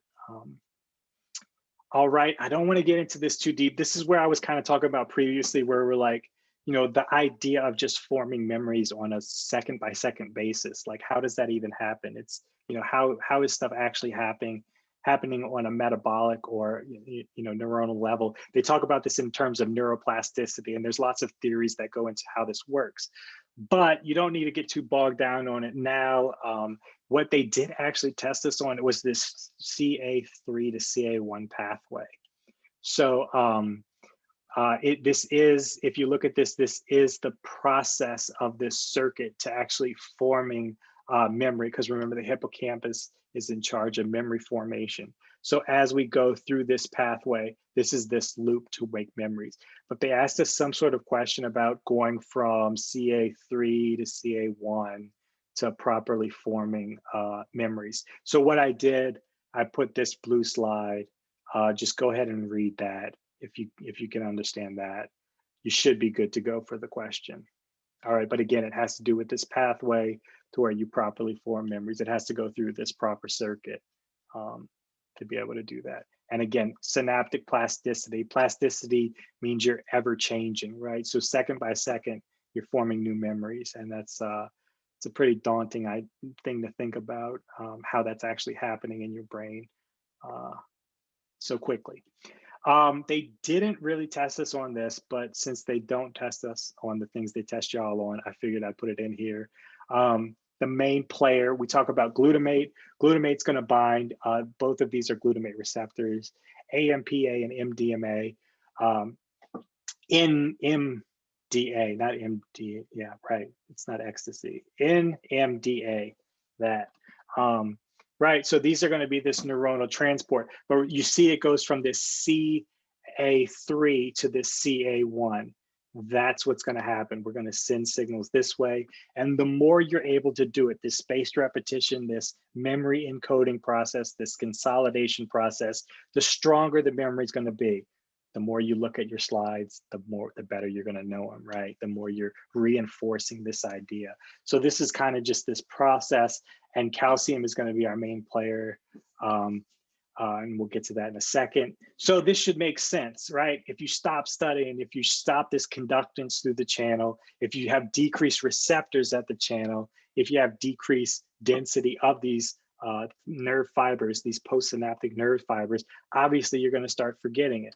The process is, if you keep reinforcing it, you're going to be able to remember things better. You're going to have this long-term potentiation. You're going to be able to retrieve it better. So don't get too bogged down with this. Just understand the concept is, if you keep reinforcing the memory or the facts, it's going to be easier to remember and more likely for you to remember. And then just quickly, they didn't test us on this, but I figured I'd put it in for completeness sake. This potentiation is going to be your process of trying to remember it. Large elevations of calcium, large reinforcement. This is it long-term depression, desensitization. Anybody? What is this called? Long-term desensitization. Is that what the D is for? Depression. Depression, sorry. Okay, yeah, so if you have small elevations of calcium, right, it's not the same. So if you look at these, large elevations are going to help you promote the memory formation or the factual formation, and this smaller elevations, you're going to lose the memory over time, right? And you could see that here, this long-term potentiation, point being that the calcium you're releasing, this long-term potentiation is going to help you reinforce the memory. This depression, you're going to lose the memory. All right, so it should make sense. All right, lastly, we'll look at these aphasias. This is from first aid. Sadly, this is all you need to know for the boards. Broca's, right, is output. Can you say it? Wernicke's is input. Can you understand it? Conduction, we're going to talk about that. It's very fascinating. They check that to see if you can actually repeat after me, right? So the idea is that there's some sort of disconnect between what you're taking in and what you're outputting. So that's some sort of conduction aphasia. Then global aphasia is going to be everything. So here at SGU, we need to know more than that. So we'll go into that. You know by now, left brain is more about this language comprehension, this language expression. what you understand, the words you understand, and being able to process communication. Right brain is more abstract, right? How you organize your words, and the more, I like to think of it as the more artistic approach to organizing your emotional thoughts, and your pronunciation, your the things you influence, but your inflection on words and stuff like that. So think it as more of the fine tuning of how you approach talking or communicating. Now, oh, here we go. All right. So Broca's again is output, your speech. So you can talk to a patient, they will understand you, but when they try to talk back to you, the words that are coming out do not make sense. It's an output problem. They have a problem speaking. Wernicke's aphasia has to do with input. You're talking to the patient, they have no idea what you're talking about. It's like a foreign language to them. It's an input problem. What's very important and could be tested is this arcuate fasciculus. This is where you take the input and it has to travel to the output area. So an interesting way that they test this is they ask the patient to repeat after me. So the patient specifically cannot repeat what you're saying. Point being is there's a dissociation between what is input and what is output, right? And that has to do with this arcuate fasciculus, specifically repetition. So that's a good penguin slide that they can ask you about. All right, now obviously auditory versus visual input is different. Anything that has to do with visual input is going to be coming from the occipital lobe, where auditory is going to be coming from primarily this Wernicke's area, just more for completeness sake. Now, if they give you a brain scan and ask you some sort of third order question, remember Broca's area is that lower frontal, posterior frontal area. Wernicke's aphasia is that parietal temporal junction. And that conduction aphasia is the arcuate fasciculus that crosses from the Wernicke's area to communicate to Broca's. Okay. Now let's go into these in a little bit more detail. Now, what I've tried to do is I tried to highlight the things that are going to differentiate these from the next. Now, Broca's, we talked about easy. Difficulty with the output, okay? You can understand the input coming in, but problems with speech content, problems with pronunciation, okay? So that's going to be Broca's. Again, it's output. We talked about Wernicke's over here, and it's going to be a problem with input. So when we look at this, your repetition of speech, again, that's more arcuate fasciculus, but it's still abnormal. But mostly this comprehension of speech, that's going to be the huge problem. You can't understand the information coming into you. All right. Conduction aphasia, we talked about this one. This predominantly deals with repetition. So if they say specifically in the question that the patient is not able to repeat the words that you tell them, you definitely want to think about this conduction aphasia, which has to do with this arcuate fasciculus, which is the fibers that connect Wernicke's area to Broca's area, those association fibers. Now, Gerstmann's a little weird. This has to do with this left to right confusion, all right? So you tend to have problems with calculation, reading, and writing. So these are a little more nuanced. They're not directly like input versus output. These are more abstract thinking. So with Gerstmann, again, you want to know words like buzzwords like left to right confusion, and understand that you're going to have problems with calculations, reading, and writing. Okay. Global aphasia, as you can imagine, is all of it, right? So you're deficient in all areas. So for you to get a global aphasia, you really have to have a large infarct, right? Like probably like the entire MCA got infarcted. So that's why you would get this global aphasia. It would include the entire area. All right, and then these are very similar. So the things that are different between them, transcortical sensory, obviously it's got sensory in the word. It's more of comprehension, what's coming in. So that's what I would focus on there. Transcortical motor aphasia, Pronunciation, again, motor, output, but also I would cross my fingers and hope they told you about these. These should give it away. If there is some sort of sensory deficit, hemisensory loss, you would want to go with transcortical sensory aphasia. Hemiplegia, one side, or apraxia. Apraxia is your planning of motor movement. If that has to do, these words come up, you're thinking it's more of a motor deficit, right? So this got a penguin slide for sure. I'm not big on these flow charts, but for this, it's a good one to be able to differentiate what you're talking about. I think we had 2 or 3 of these on the exam. So make sure you can understand these and even point them out on some sort of MRI. All right, and then lastly, alexia is considered this word blindness.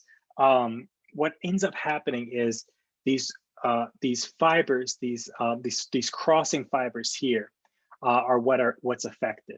Okay, so what you'll see is that you can see bilaterally. Okay, so the input in is fine. All of your fibers from the eye to the retina, everything comes in fine. But here, this fibers on the right that have to cross over to the left, these commissural fibers, right? These ones that cross over, those are going to be what's affected. So it's going to be an output problem. So you'll see like language is lateralized. You'll have a problem understanding the things that are input. So we'll do a little bit of review, right? So if you have a problem in the left aspect of the eye, it's going to go to the right side of the retina. Everything on the right side of the retina is going to go to the right side. Everything's good here. You're able to understand the vision, or you're able to see the vision coming in. But when you're trying to, these fibers are trying to cross over to the left side, to the language area, that's when you have problems, okay? And that's where you have this lateralization. So the difficult thing here is that it's very similar to Gerstmann's aphasia, okay? This left to right confusion with Gerstmann's. But I think one of the ways you could remember this is where Gerstmann has, again, they're very similar, but Gerstmann has this left to right. This is always going to be specific to the left eye or the right side. I hope that made sense, right? Because again, remember, these fibers have to definitively get from this right side to the left brain, okay? So left eye goes to right retina, goes to right side. So these fibers, if we work backwards, go from right side to the left eye. So again, if they talk about problems writing across the page, this is when you're going to be talking about things like this output, this ability to write. Because think about it, when you're outputting, when you're writing, you need to be able to see in both fields of vision. Okay, so you'll be able to, the patient will not be able to write on the left hemisphere of their eye, and then we'll be able to write on the right hemisphere. Okay, so they're seeing fine. It's that output, that ability to transition into writing. Okay, whereas Gerstmann's, you're thinking of problems reading, writing, and with calculations. Okay, so it's a bigger problem than this. But again, I'd be really surprised if they asked you to differentiate between the two. But little tricky thing there. All right, and then lastly, dyslexia. We're familiar with this. Words get jumbled, words get crossed, something like that. The thing I want you to remember is typically this has to do with these visual auditory pathways, ventral and dorsal, these abilities to correlate what you're seeing and what you're hearing as these pathways here. All right. So just quickly, since this is our last review with you guys before the term, again, I wish y'all good luck. Lindsey and I will both be on the island next term. So we do intend to keep these going for you guys. For sure, we'll figure it out. We'd like to do them live for the people that are down there, but for people that unfortunately won't be able to make it, we'll figure it out. Like we'll do live sessions, but don't stress. We look forward to working with y'all next term too. And as for this term, just put your head down, keep working. It'll be over before you know it. All right. And if y'all are coming to our Back to the Island session tomorrow, we're going to do that at the same time tomorrow for those that want some more information on the logistics of getting back. That being said, I can answer any questions. If not, Stay we'll take- behind for psych. I'm doing psych stuff. Don't forget. Yes, I can answer questions. If not, we'll take a 5-minute break and then Lindsey will take over. I shall open the chat. Oh Lord, do I want to open the chat? It's chat's not crazy. Yeah, we'll probably live stream the session somehow. We'll We figure. we gotta figure it out. No, my slides aren't posted yet. I have up to, what lecture number is this? I don't remember. But some of the last few lectures, I'm gonna tack on after this. I'll do a little thing on my own and we'll tack it on to the recording. But I'm gonna post my slides in the Zoom chat in a sec as a PDF.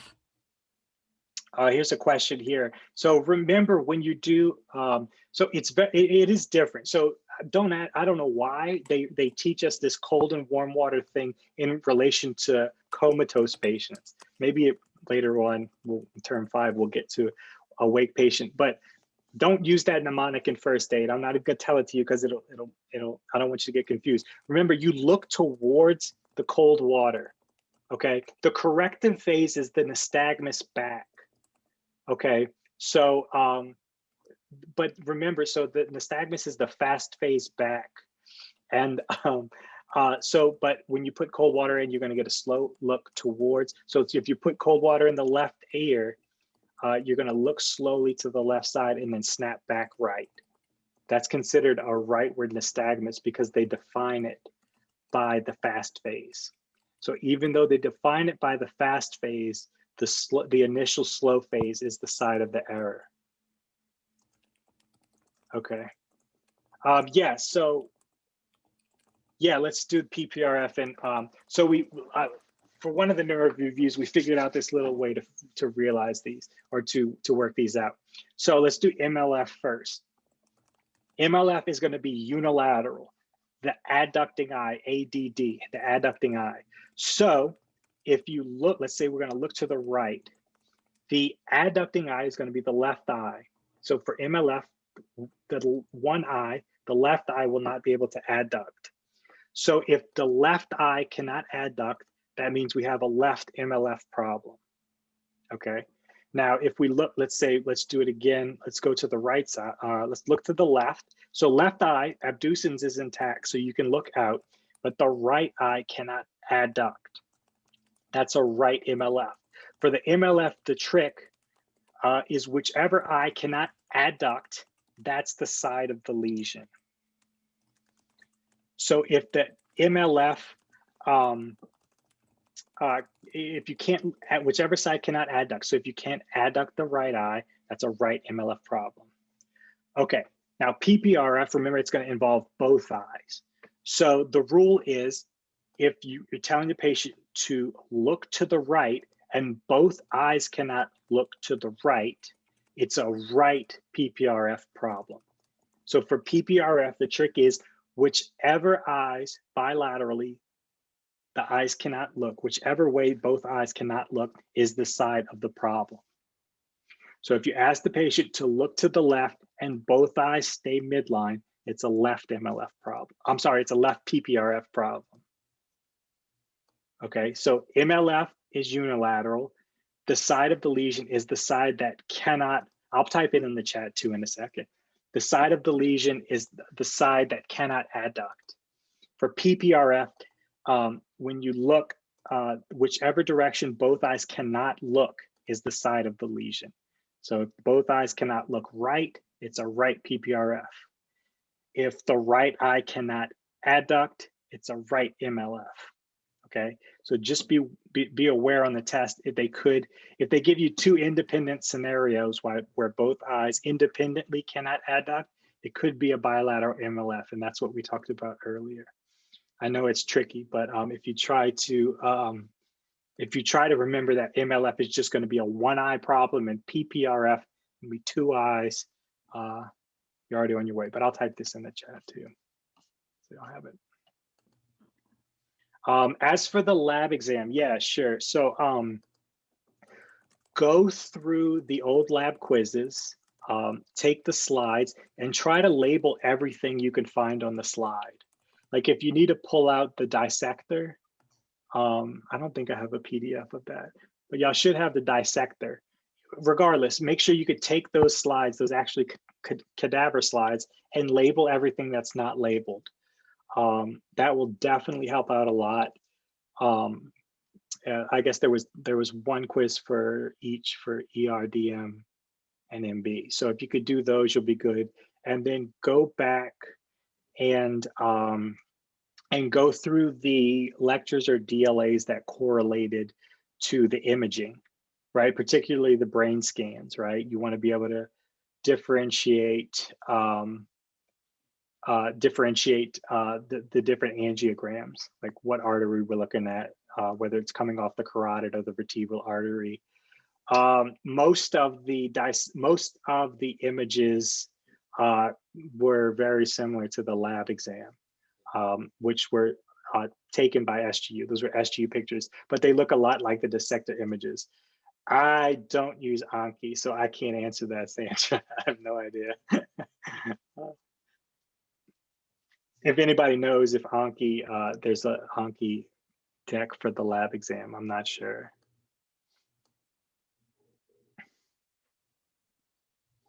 Yeah, I know those lab exam pictures are tough to orient yourself to it. It is difficult, but being able to do that, first step is organizing which way the bodies land, because sometimes they'll just show you the middle of the stomach and you're like, where's the head and where's the feet? You're like, so do that and then try to organize it. One of the tricky things is that the celiac artery that comes off, right, and off the aorta, and like branches off to the like left gastric and the duodenal, all that, the common hepatic. Know that one because that's really important. They like to test on that, the gastroduodenal, that little complex there. Remember, the splenic is the large one that runs above the pancreas. So be able to do those. You should be good. But honestly, our lab exam really wasn't bad. Me and my friends all did really well on it, and we were worried about it for sure. So, and I'll be on the island. I leave June 7th, so I'm gonna get there early. So if y'all happen to be down there for term 3, I'll probably go to campus and maybe we'll do the reviews from there. I don't know. We'll see what happens.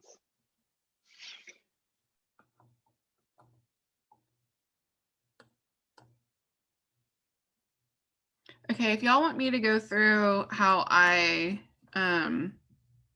studied for the lab exam, I literally just studied the night before because there was so much stuff going on and I was prepared to take the L and just fail it because it wasn't worth that many points. But I actually got an A. I think I only missed like 1 or 2. So I'm just gonna share my OneNote and show you what I did. So I did all of the quiz images. I did all of the quizzes and then I went in and you can go back and see everything. So what I did is screenshot all of the images with the question. And then I told myself, of course, the answer. But then I went in and I made sure that on each individual image, I could label everything in there. And then with respect to the question, that I could answer the question for each of the images. So, this one right here, lymph from the structure at the tip of the arrow initially drains into which of the following nodes? So I answered the question, but then I made sure that I could do it for each part of this image. So if they put this exact image on there and they just switched the arrow around, that I would be able to still answer the question. So you'll notice that I just also copied and pasted a lot from my different notes just to help orient me to all of the information in the questions. And so I did that. More notes, labeled everything, really just labeled everything. This is me making sure that I can label this one. Okay, match the correct numbers to the structure of the image. And so I made sure that I could go through and do all that. And then I did actually go through the atlases and screenshot all of them. just to make sure. And I did not go through each individual picture and try to memorize it, because a lot of these are the same area. They just are a different view. So when I scrolled through all of this stuff, so for example, these 4 pictures right here, they're in the same view, but they just identify different layers. And so down here, I made sure that the big nerves and everything, the ureters, I could distinguish from the others. And then I just kept going and making sure that I could identify each individual one. You'll notice that this is kind of showing the same thing. So I got to the point where each image, it kind of repeats itself and repeats itself and repeats itself. And I just labeled it every time I saw it. So same with DM. This is when I didn't put the questions there, but DM, these pictures are a little harder because the coloring of the cadavers is very neutral. I don't know how else to say it, but you really have to make sure you understand where each of the different structures are. And so I did spend a little more time on this. This is pretty easy because you can tell this is the gallbladder. So just know that this is the cystic duct and common hepatic. And so orienting yourself to that. This one was a little more basic. I think this was a question on the exam because they like knowing the different attachments. You need to know these arteriograms. Please know these. It's going to come straight from these images, honestly. So don't try to go off and study anything else. Study these images because these images will come back up. They'll just put the arrows in different places. Yeah, that's that. And then of course, yeah, I made sure that I could identify all of these. Oh, these were the ones I spent a little time on this one, making sure that I could, and this showed up, this picture showed up. So make sure you can identify all of those. I did that with this. This was a little more, the quiz images were a little more indicative of this. And then NB, this is when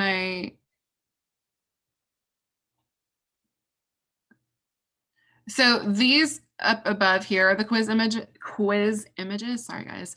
The ones down below are from the atlas because they give you images from 2 different atlases. It's the, I don't even remember what they're called. One of them is the grades and then there's another atlas. So I have PDF version, so I just screenshotted them. So this was on there, the sinuses, that was on there. I remember this being on here. So make sure you understand which is which. So inferior alveolar, lingual, this was definitely on the exam.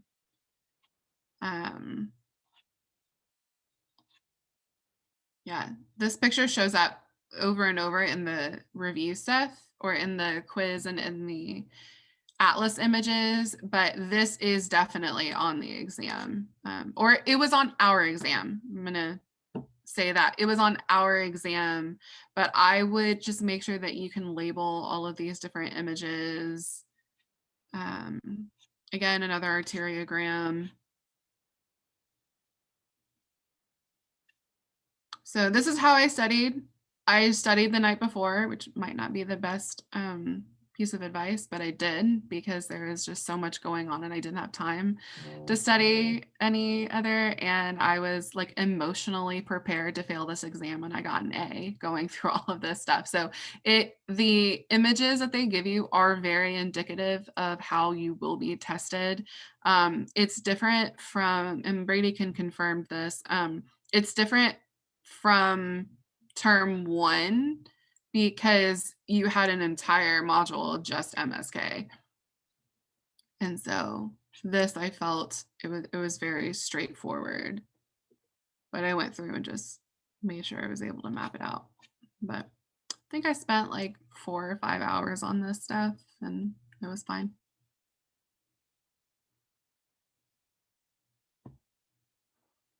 Okay, y'all ready for some psych? Who watches this show? I love this show.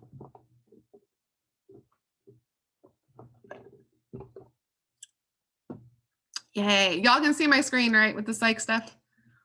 Just wanted to make sure. Cool. Okay, so like I said, this is most of the psych stuff. I will add on, because you guys have a couple more lectures this week, right? It's like the addiction stuff. Yeah, just 2. Yeah. Okay, cool. So there are a few lectures I left off of this. It will be added. I'll just do like a little screen video thing and go through some of the high yield points of how you can distinguish them. But this PDF is currently in my Dog Mom DES Facebook page. One day I will figure out how to post a PDF into the Zoom chat, but that day is not today. So let's get started.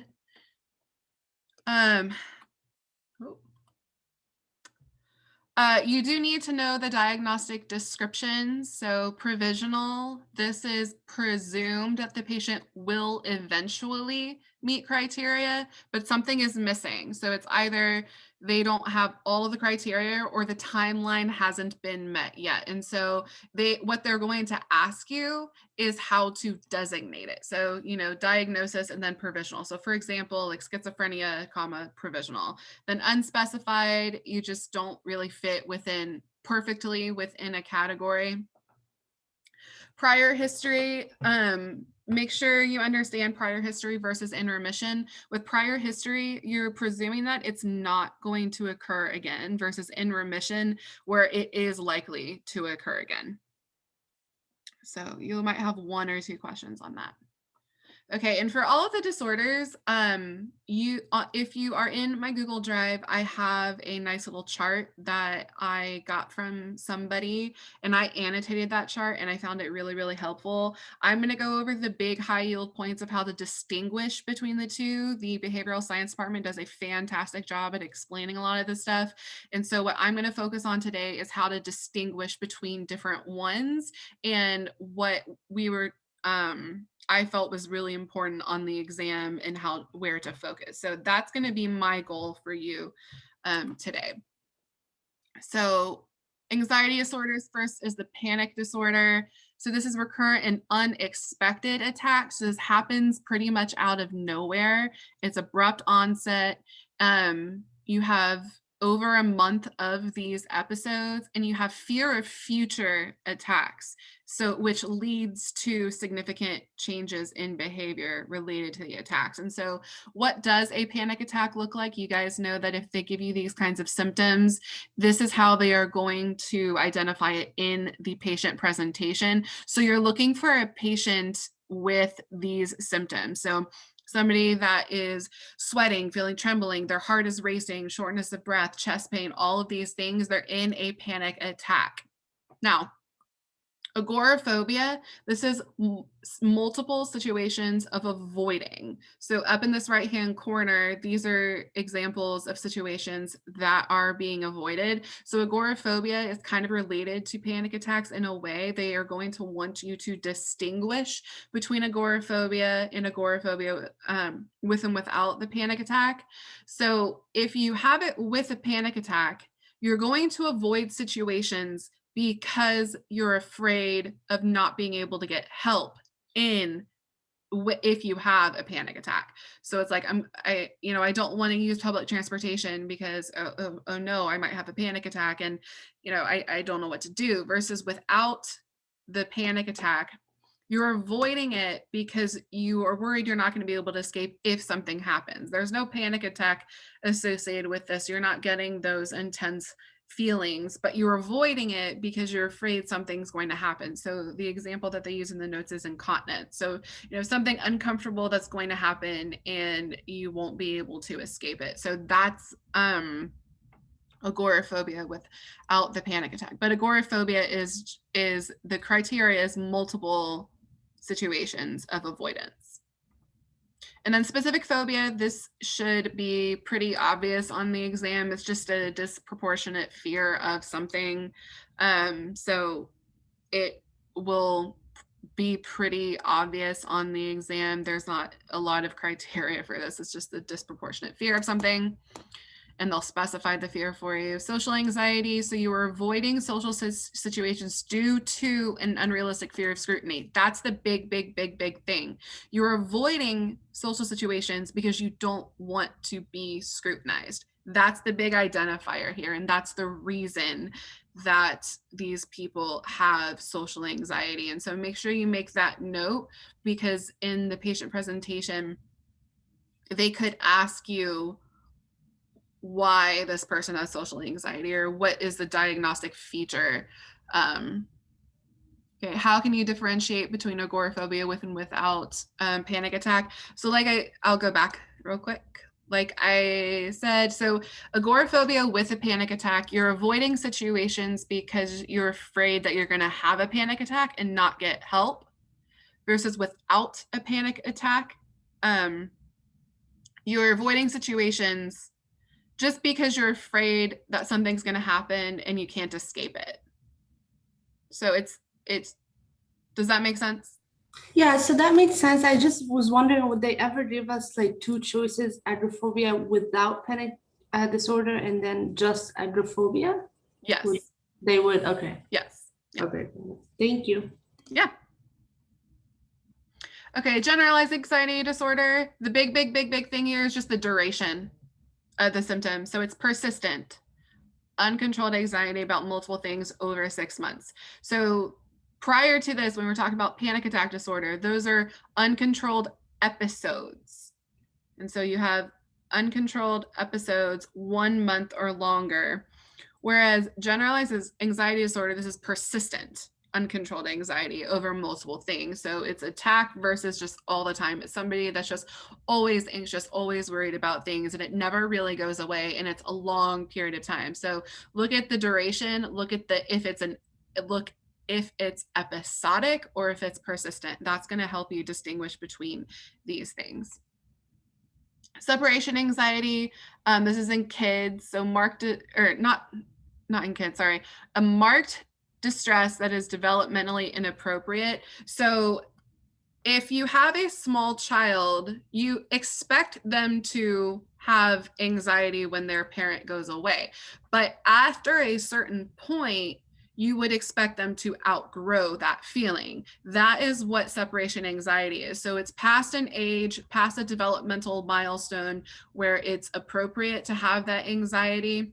And then that's where you can have this diagnosis. So if you're getting into, the later years of elementary school and you still have this marked distress, then you can call it a separation anxiety. But like a toddler or something, you would expect them to have separation anxiety. And so that's the key feature here. So, and the separation can be anything. So anticipated or actual separation, losing or harm befalling somebody, leading to separation, and then going out, and being separated from that person. So then selective mutism, the biggest thing here, they are able to speak, but they refuse to. It's not associated with a lack of knowledge, not associated with a communication disorder. They have the full ability to speak, but they don't in certain situations, and it's persistent for over a month. How do you treat anxiety?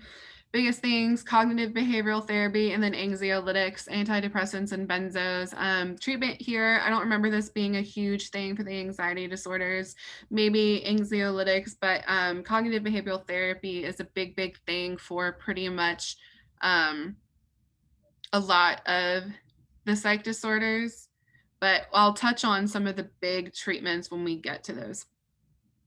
Now, obsessive compulsive and somatic symptom disorder. So obsessive compulsive disorder, you know how we all throw around the term OCD is like, oh my God, I'm so OCD. So the actual diagnosis of obsessive compulsive disorder means it has to severely disrupt your life.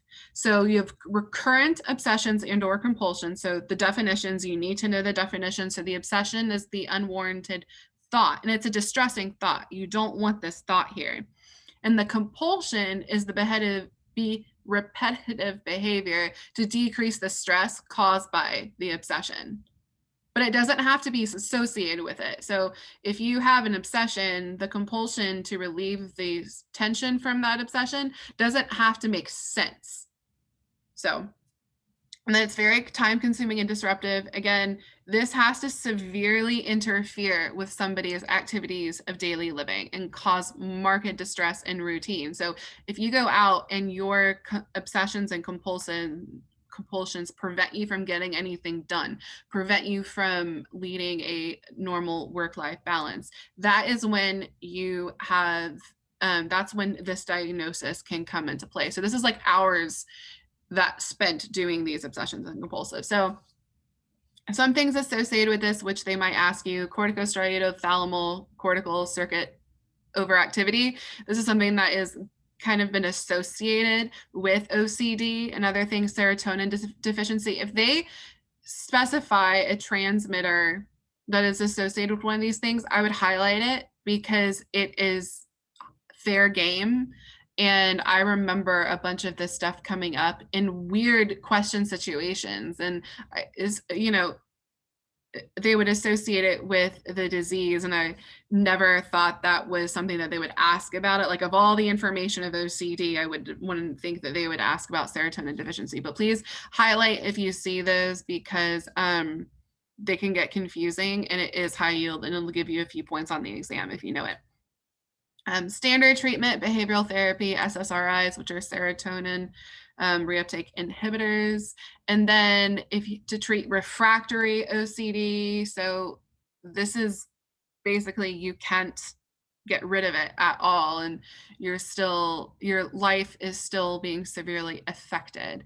You have psychosurgery, so lesions created through radiation, and the two that they give you are cingulotomy and capsulotomy. And then deep brain stimulation, that's like a last resort. So those are electrical impulses. And then there are a few more. These are not big with, they're pretty easy to identify on the exam. So body dysmorphic disorder, this is a perceived defect in appearance. And so you think something is there when it's not. And then hoarding, it results in excessive accumulation, excoriation, excessive picking, and then trichotillomania is obsessive hair pulling. So these should be, look at it, memorize this. It'll be a couple points on the exam, but there's no huge trick here to the questions or answering of the questions. Just be able to know which is which. Somatic symptom disorder, you need to be able to distinguish between the next slide, which is illness anxiety. So a somatic symptom disorder, you do have a symptom, but you are worried that the symptom, you're excessively worrying about this symptom. So you do have something. And so think of it like somatic symptom, you have the symptom. So you have it, but it's accompanied by excessive thoughts about it, regardless of this, if there's an explanation or not, versus illness anxiety, you either have no symptom at all, or it's a very nondescript, mild symptom. So dizziness or something like that, where you go in and it can be just really nondescript. And so you have a preoccupation with having or acquiring an illness. And so you're fixated on these nondescript symptoms. And so this is the person that, despite like negative tests, negative exams, are going to demand treatment because they believe that despite all of these normal results, they have something. So somatic symptoms, you do have the symptom. Illness anxiety, you don't really have symptoms, but you're worried that you have something despite everything to the contrary.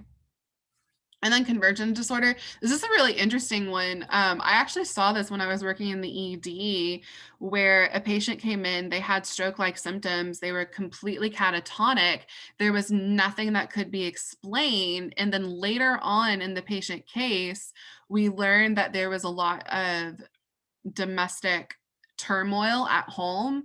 And a few hours later, she was perfectly fine. and it was conversion disorder. So it's an altered voluntary motor sensory function, incompatibility between symptom and neural condition. So there's nothing you can pinpoint to, okay, there's a neural lesion here causing this, but you have this condition, you have this syndrome that's completely incompatible with their condition. So it's an interesting disorder, and they'll just come out of it all of a sudden. So, and then fictitious disorder. There have been many like books and movies made about this. So patient is faking or inducing symptoms in self, or if it's Munchausen's by proxy, it's in another person, typically a kid. But this is in the absence of an external reward. And we'll talk about that in the next slide. So you are intentionally and knowingly faking or inducing the symptom. And it's really just because they like the role of being sick. And I forget where they use this term, but the sick role, they just enjoy the sick role, being near the doctors. Now okay, it's not the next slide. It's on the same slide. Versus malingering, where they are getting an external reward. So if somebody comes into the ED and they're faking psych symptoms or they're faking pain symptoms with the intent of getting drugs or attention. So there is an external reward here. So be able to differentiate between fictitious with no external reward versus malingering, where you are getting that external reward. Now, trauma, stressor-related dissociative disorders, PTSD, the biggest here, this is where you really need to count, you need to understand these symptoms, and you need to be able to distinguish between them in the vignette so that you can count them and see if they have PTSD. So criteria, you have to have at least one from each of the 4 categories. So if they have 6 symptoms, but they only encompass 3 of them, it's not necessarily PTSD. So make sure that you can tell the difference between all of these symptoms. In the patient presentation, you can count them. So if they have 10 symptoms across all 4, okay, yes, you can say it's PTSD. But my earlier example, if it's 6 and just 3 or something like that, then you can't really call it PTSD. So from each of the 4 categories, look at the time course.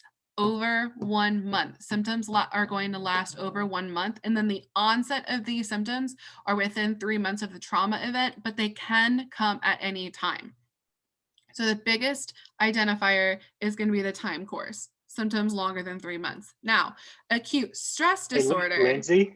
Yeah. Lindsey, can I cut in? Can you go back? This was difficult for me to wrap my head around these different categories, but the way I ended up breaking it down is if you look at one kind of goes to 2 and 2 to 3 and 3 to 4. So initially you have these intrusive thoughts, right? That's that first symptoms. Then after that, then you're going to start getting this avoidant demeanor, right? You're going to want to, after you get these intrusive symptoms, you're kind of tend to be avoidant of everything because of those symptoms.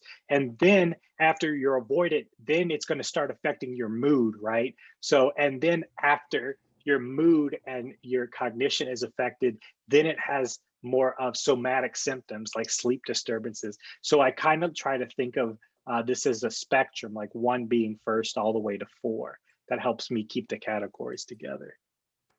Yeah.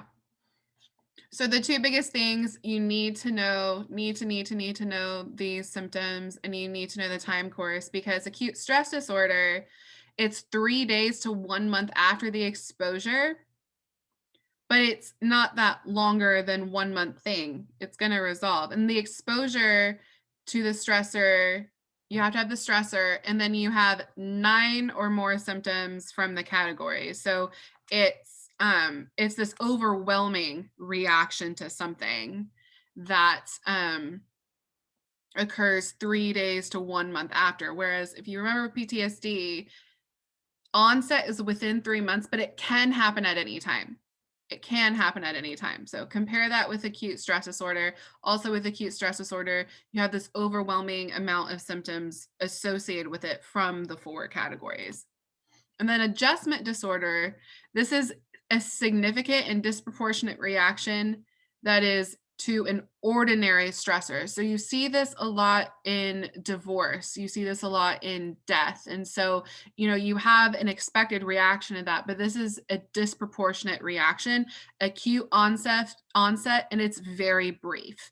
And so some identifiers, you can have this with depressed mood, you can have it with anxiety and disturbance of conduct, and you diagnose adjustment disorder only if there is a causal stressor, but no other explanation of the symptoms. And so if it doesn't really fit within any other category, then you can say it's an adjustment disorder. But notice that it's acute onset and brief duration, and it's an ordinary life stressor. So it's not going to be a quote traumatic or excessively traumatic event like a car accident or an assault or something like that. Then reactive attachment disorder. This is in kids in relation to an adult caregiver. Something that needs to happen is they have to have a history of at least one extreme case of insufficient care preceding the symptoms. So, and then they're going to have at least 2 persistent social and emotional disturbances. So reactive attachment disorder and then disinhibited social engagement. So this is the same as above. You're going to have the history of the lack of care, but the difference is these are externalized. The symptoms here are externalized. So it's overly familiar behavior with relative strangers. So here it's reactive attachment to the caregiver, and then this is to relative strangers. So that's the difference between the two. PTSD and ASD etiology, I put this in here. You have a DLA on this, or it's in the neuroscience stuff, but I wanted to put this in here for completeness sake, because they will ask you, they will give you a patient presentation and then ask you what part of the brain is responsible for this, what part of their brain is responsible for this. And so don't lose points on this. Memorize this. It should be a few easy points, but I did want to put this in here to highlight that. Treatment, psychotherapy is a big one. Supportive therapy. You're just trying to improve the coping skills. Behavioral therapy, you're assessing the problems. And then meds, you can do antidepressants or anxiolytics. And then adjustment disorder treatment, psychotherapy, support group. So notice that all of these are centering more around behavioral therapy, psychotherapy. But in severe cases, you can add pharmacologic treatment. Dissociative amnesia, Brady talked about this. So if it's repeated in the slides, it's probably something you want to pay attention to. So they talked about it in the neuroscience slides, and they talked about it again in the psychology slide, behavioral science slides. And so you need to know it. So just to go over it one more time, you have memory loss for an autobiographical information, localized total loss of memory from point A to point B, selective, you can remember certain things, but not all of it, and then generalized, it's your entire life up to the event. Now, you can have it with fugue, which is purposeful traveled or bewildered wandering, and I'm pretty sure that they talked about, you know, people will have this dissociative amnesia, they'll move to another place and they'll start an entirely new life. Then they just don't remember their life beforehand. So I'm pretty sure dissociative amnesia with fugue was a diagnosis on the exam. And so know the difference between the two. If they do have that wandering, it's with the fugue. And then dissociative identity disorder, this also should be pretty obvious in the patient presentation. So you have disruption of identity with 2 or more personalities. I actually saw this in the ED. It was really interesting. I don't remember how many alters this person had, but there were a couple alters that presented themselves during her course in the emergency department. And it's really weird because they'll have different voices and everything. It's really interesting. And of course, there are so many movies and so many books that go with that. But yeah, inability to recall personal information, frequent gaps in memory, because when they switch between the host and the alter, it's like two different people are there. So you're gonna have those gaps in memory. Depersonalization versus derealization. The big thing here is they know that it's a misperception. Their reality is intact, but it's still this experience of unreality. So depersonalization, it's a detachment. It's like feeling like being outside observer, like you're outside looking in on your life, versus derealization, you're kind of in a dreamlike state. So experiences of unreality, detachment with respect to surroundings. So you're like in a dream. Now, depressive and bipolar disorders, I had a hard time with this. When you look at the stuff at the information, it's like, oh, that's not too bad. But then diagnosing it, you have to be very careful with the distinguisher. So I want you guys to just mentally prepare yourself now that you need to be able to differentiate between mania, hypomania, euthmic, dysmic, and depressed. That's why I put this on here, because each of the different conditions are going to be very specific with the level of mood to one way or the other. So major depressive disorder, you have one or more events, MDEs, major depressive episodes, but you have no hypomania or mania. So you never go above the euthmic line. You never swing to the opposite side of the spectrum. Now, major depressive disorder, this is if this is the diagnosis, you can pretty much tell. So you need to have at least 2 weeks of 5+ of these symptoms here. So there are different categories, but it's not like PTSD where it's like, oh, you have to have one here, you have to have one here. Just be able to recognize these ones, and I would recognize the different categories, but it's just 5 or more of those. And then you can have sleep disturbances associated with them. So insomnia, hypersomnia, altered sleep architecture, but know how to tell if somebody is having a major depressive disorder. Now, again, the neurobiology, I would understand this. So during a stress response, you have increased amygdala activity, HPA axis. I don't remember that being a huge thing on the exam. I think I spent a lot of time on it, but it wasn't like the biggest thing. So I don't know what to tell you about that, but I don't remember it being a huge thing on the exam. And then gray matter volume, decrease in the parahippocampal gyrus and hippocampus bilaterally, star that should be big. Hippocampus, decreased volume, we said that on the last slide. Dorsolateral prefrontal cortex. So make sure that you can put this into a clinical picture and be able to understand that this is associated with the major depressive disorder. And then treatments, I just put it all on one page. There is a lot of different treatments for this. Serotonin, selective serotonin reuptake inhibitors. Brady, do you remember if they did specific ones on here, or if they just did the categories this exam? Oh man, it's hard. Because man, I'm warped by T4, like, because with all the drugs. I would probably know the names of at least the SSRs, SNRs, MOI. Yeah. Actually, yeah, I would know the names of them. Yeah. They could for sure. Yeah. You'll need to know them later anyway. So just do that. You're gonna need to know them in term 4. But yeah, these are just the different types of treatment for the major depressive disorders, and they'll give them for different reasons. So you have SSRIs, SNRIs, the TCAs, which are the tricyclic antidepressants, MAOIs. I think the big thing here, know the mechanism of action of these, the basic mechanism of action. Some of them it's kind of in the name, but go through these, know them, know a few of the names. Now, distinguishing between all of these, this is very, very, very important. Bipolar 1, you have one manic episode causing impairment. Remember, the impairment it has to significantly disrupt your life. And then abnormally elevated mood or irritability and increased energy, plus 3 additional symptoms.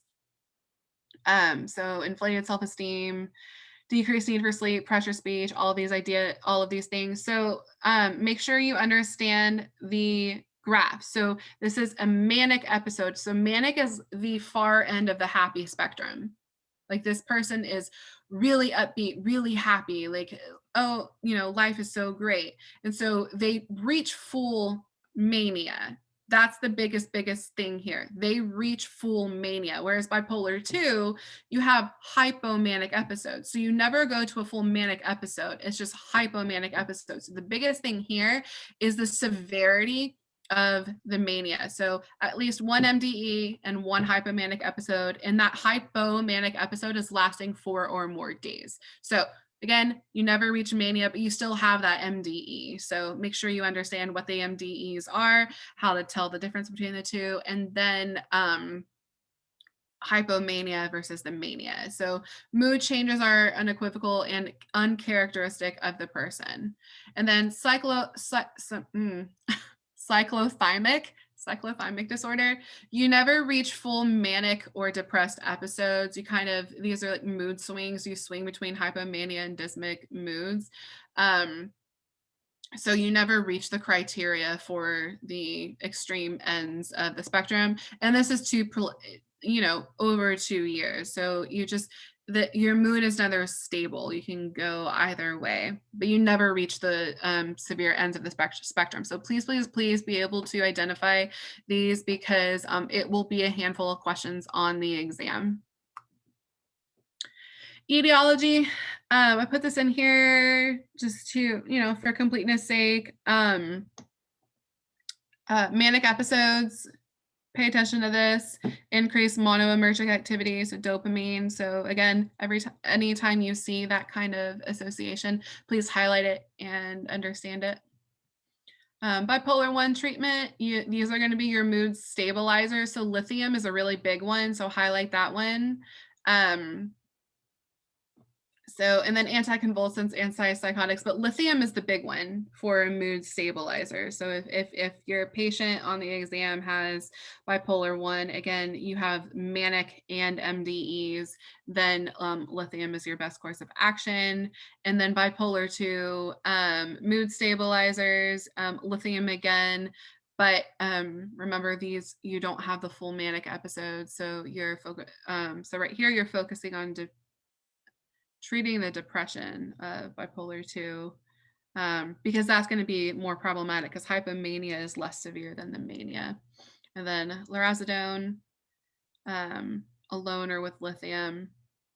And then tardive dyskinesia, remember that. Tardive dyskinesia is a side effect of a lot of mood stabilizer, psych drugs.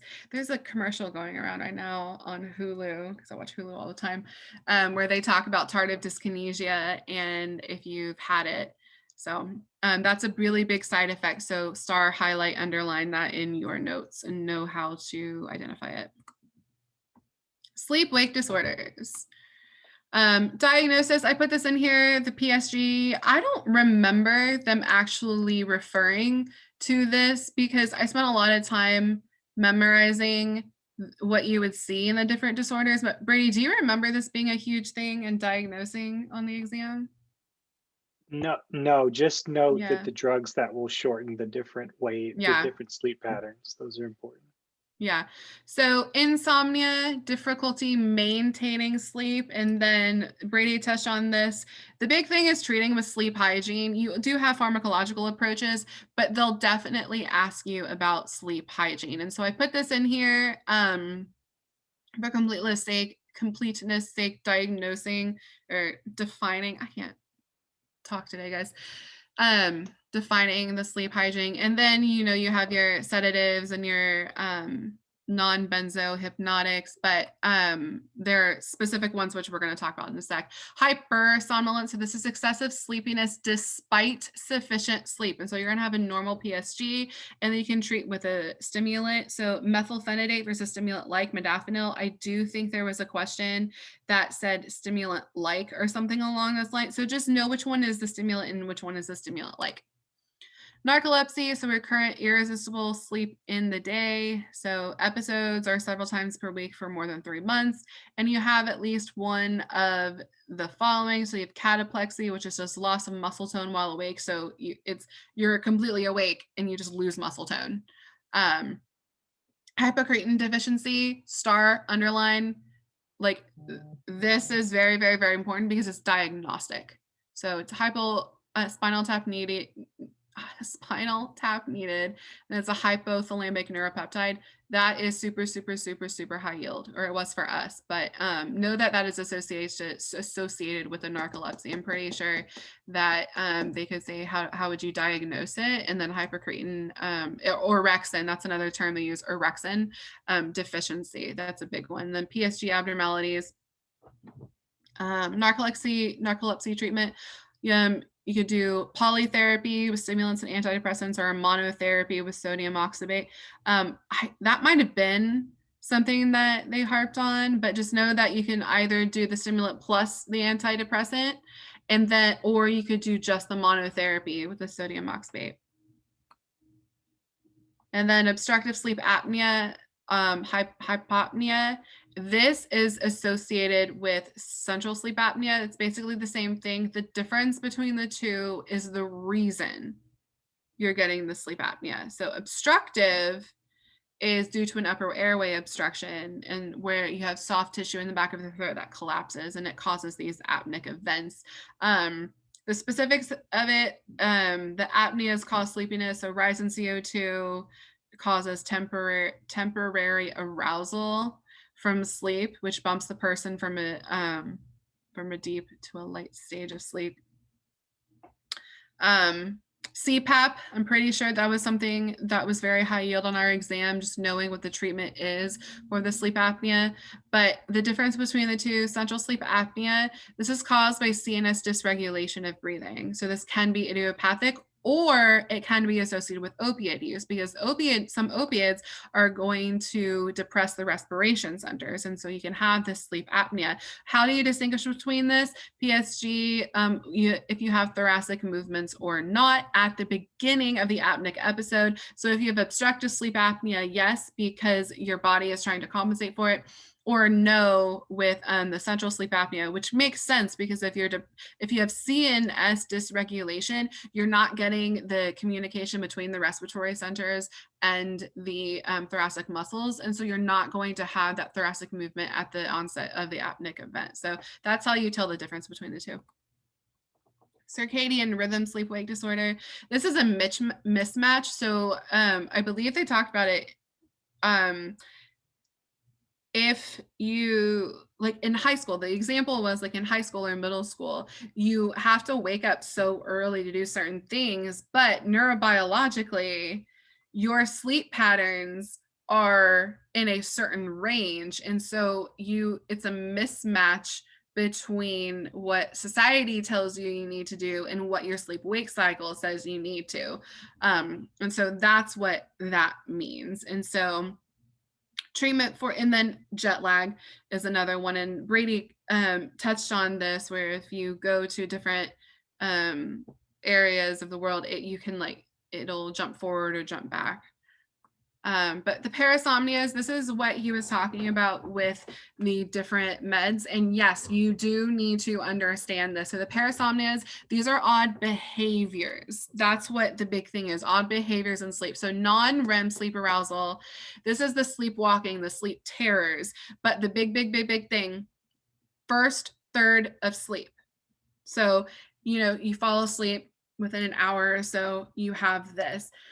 So this is associated with slow wave sleep in an N3. So you're going to treat with benzodiazepines that are going to decrease slow wave sleep. So you have to know that that's associated with N3, versus a nightmare disorder, where this is threatening dreams occurring during the second half of sleep. So this is during REM, and you're going to treat with antidepressants to decrease REM. So those are extremely, extremely, extremely high yield. So please, please, please know those, all that is encompassing within that.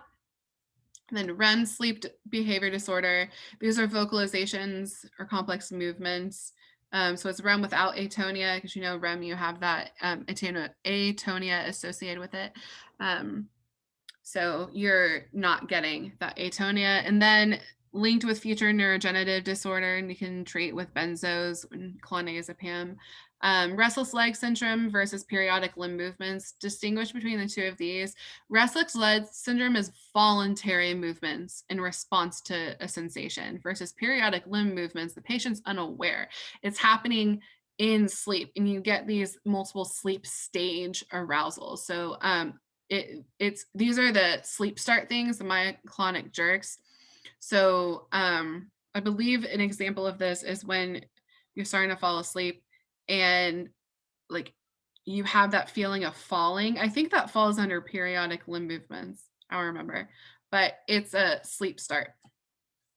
So voluntary versus involuntary, that's a big thing. Eating disorders. So anorexia nervosa, the biggest thing here is BMI. That is the biggest thing for anorexia nervosa, because you can have the restrictive type and you can have the binge eating type, but the thing is you have a very low BMI. So restriction of food leading to significantly lowered BMI. It's below 18.5. 17, the number 17 is sticking in my head for some reason. Maybe that's just a number they use in one of the questions, but I was looking through the notes and it didn't have that number, but that number is sticking out to me for some reason. But just know it's a very low BMI. That's the diagnostic thing. So you have a few things that are associated with anorexia. You have the fear of weight gain, and you have a preoccupation with your weight, body image disturbance, and then indicators of excessive thinness. The biggest thing is like the vulnugo, the fine downy hair, and then amenorrhea. Those are two really big things that you can associate with it. Something that might not be intuitive, you have hypercholesterolemia. That's the HCl, hypercholesterolemia, because they're holding on to that. And then indicators of excessive vomiting. So this is going to be associated with the binge eating subtype. And this is why I say that the low BMI is what you're looking for in anorexia nervosa, because we all have, or I at least did, associate anorexia with restriction, like you're not eating at all. But anorexia nervosa is really just the BMI portion. So if it's binge eating subtype, you will have the indicators of excessive vomiting. So the Russell sign is the callous knuckles, and you have dental enamel erosion. There are some more listed on there, but these were the big ones that I remember being very indicative on the exam. And then you have the restrictive. So you maintain the weight loss through dieting, fasting, or over exercising. So regardless of what the patient is doing, make sure that you check the BMI, make sure that you check the other factors so you can differentiate between anorexia and then bulimia. And then bulimia, you have to have recurrent binge eating. So binge eating is just shoveling everything into your mouth. So recurrent episodes of binge eating, and then you'll have inappropriate compensatory behaviors as well. So this is the purging, or you can have non-purging fasting. So this is a kind of a compensation or a reaction or a correction to the binge eating. So that can be purging, or it can just be you had this purging is like, oh no, I shouldn't have done that. And then you just had this long period of fasting. So it, you know, the stereotypical thing we think about of bulimia is the purge and purge thing. So wipe that from your head right now, because you need to be able to focus on these diagnostic factors in the patient history. Typically normal or overweight bodies. So remember, anorexia, low BMI, this is normal or slightly overweight. And then 1 episode a week for more than 3 months. And then binge eating disorder, this is associated with obesity. So remember, always, always, always look at the BMI. So binge eating at least 1 time a week for 3 months, no compensatory behavior. So you're not purging yourself, you're not over exercising, you're not restricting yourself after this binge eating event. So make sure you can differentiate. So step 1, BMI, step 2 do they have these compensatory behaviors? Unspecified, so if it's a subclinical eating problem that doesn't fit the diagnostic criteria for anorexia, bulimia, or binge eating. I don't remember that being an answer, or maybe it was one, but make sure you do know the diagnostic criteria for all of those. And then I just put the chart that was at the end of the thing because, I don't know, this chart is pretty, I like it. But Okay, so I didn't put this on here. You guys have a DLA. I don't remember what it's called, but it's about sexual dysfunction and the paraphilias. We had one question over the sexual dysfunction disorders and one question over the paraphilias. There's not a lot that's complicated with those things, and so I wasn't going to spend our review time going over them, but just know that, but just don't overlook it. That's my point here. Don't overlook that DLA, because I kind of did overlook that DLA, and the paraphilia one I got right, but the sexual dysfunction I didn't. So I just want you guys to be aware of that. Don't underestimate it. Don't underestimate it. Now, schizophrenia spectrum. Schizophrenia is like a complete break from reality, and like seeing these patients is kind of trippy because it is really a psychosis. So they're going to have one or more of delusions, which is one of the core. So a delusion is a fixed belief not amenable to change. So this is a 100% belief in whatever their delusion is. So it's not always in the vignette obvious that it is a delusion, because they don't present this patient as being psychotic, but you look for the delusion where they cannot be convinced of otherwise. That's the biggest thing. So different delusions are delusion of grandeur, delusion of persecution, delusion of control, reference, or thought broadcasting. So they're going to describe the delusion in the vignette. Then hallucinations. This is a sensory perception without an external stimulus. So there are different types of hallucinations that are listed there. Disorganized speech. Yes, you need to know the difference between the types of disorganized speech. I think Dr. Kirkby did a really great, there was a really good, a couple questions, turning point questions in the lecture that had really good examples of this, but it's a lack of normal logical connections between words. So derailment is a loose connection, but there's still a little bit, you can kind of make it out, but it's like, doesn't really make sense. Clang is based on rhyming. So you'll have the rhyming sounds, the rhyming words. Then word salad, like there's absolutely no meaningful relationship at all. And it just sounds like a hot mess. So yes, please be able to distinguish between those. You will get a question or two over that. So those are the three core symptoms. And then grossly disorganized or catatonic behavior. So this is more physical behavior. And then negative symptoms. So thoughts, behaviors, or perceptions that are absent or diminished. So they're normally there, but they're absent or diminished. So you have negative symptoms and positive symptoms. So something is either heightened or it's depressed. And so be able to tell the difference between those two. But negative symptoms is a criteria for schizophrenia. And then there, I just put a bunch of screenshots in here.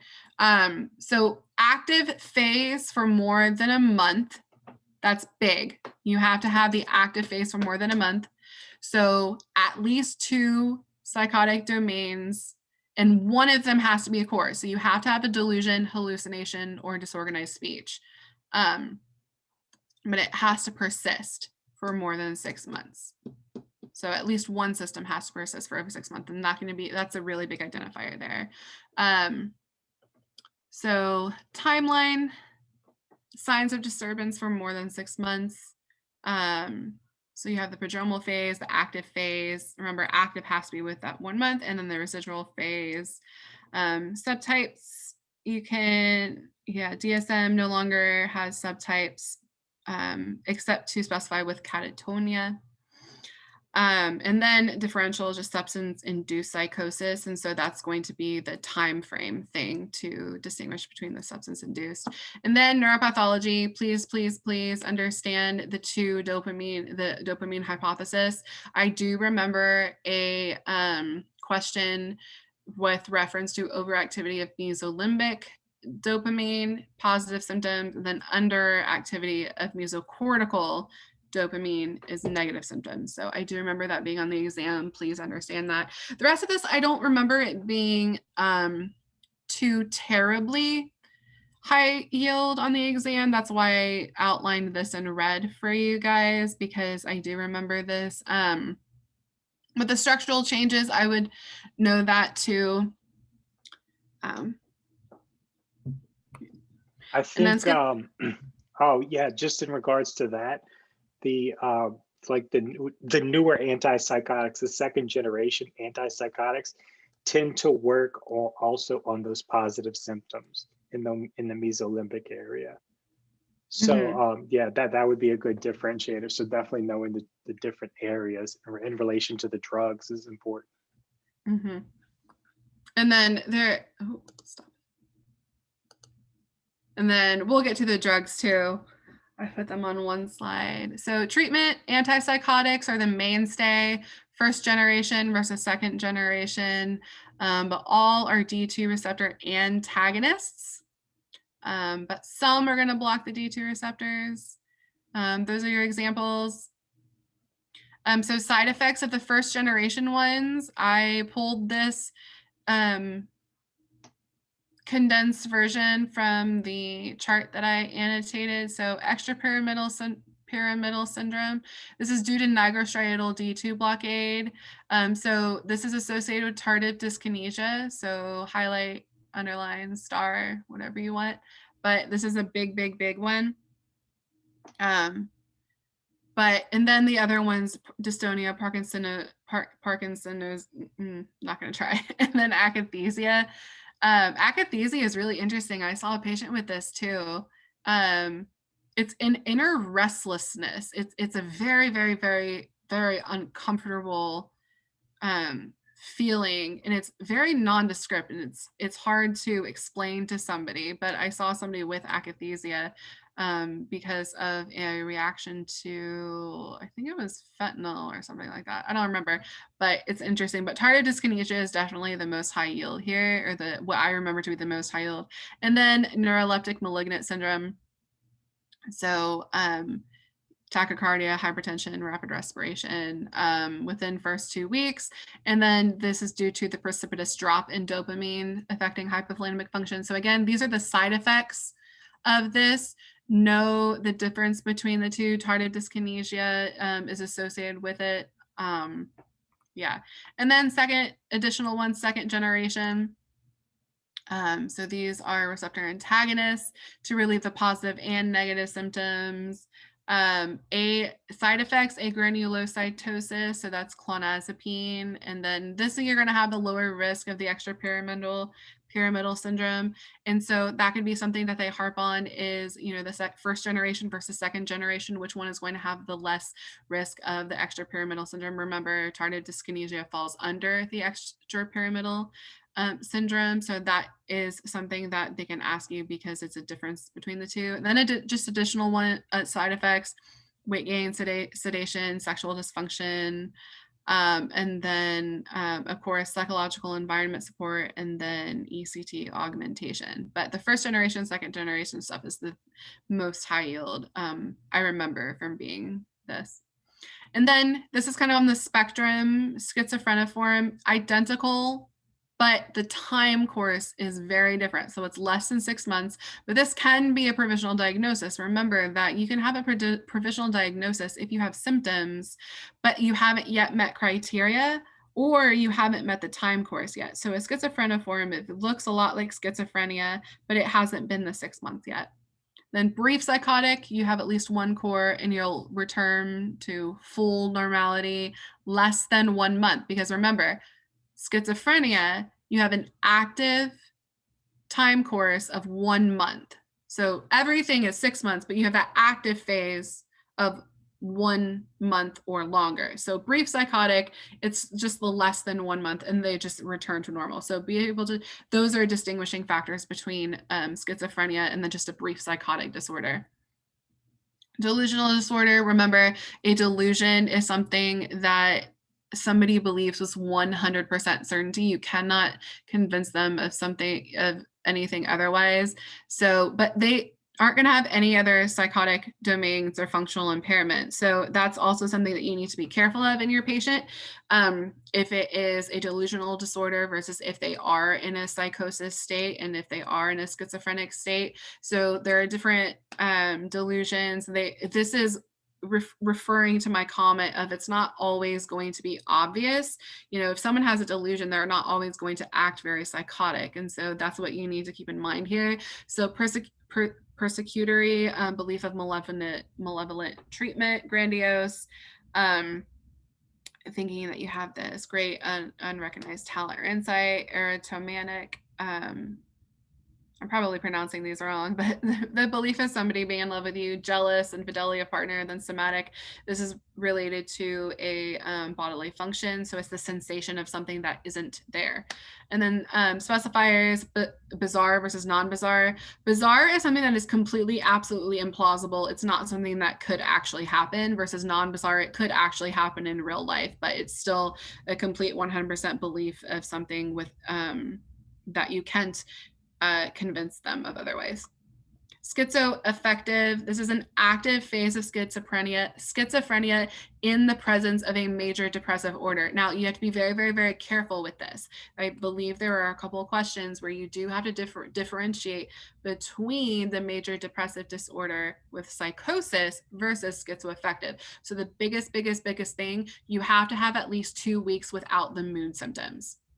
So you have to have the psychosis without the depressive episode.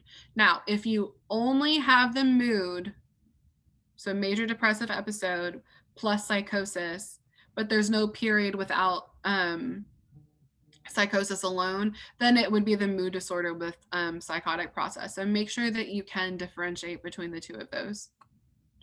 Personality disorders.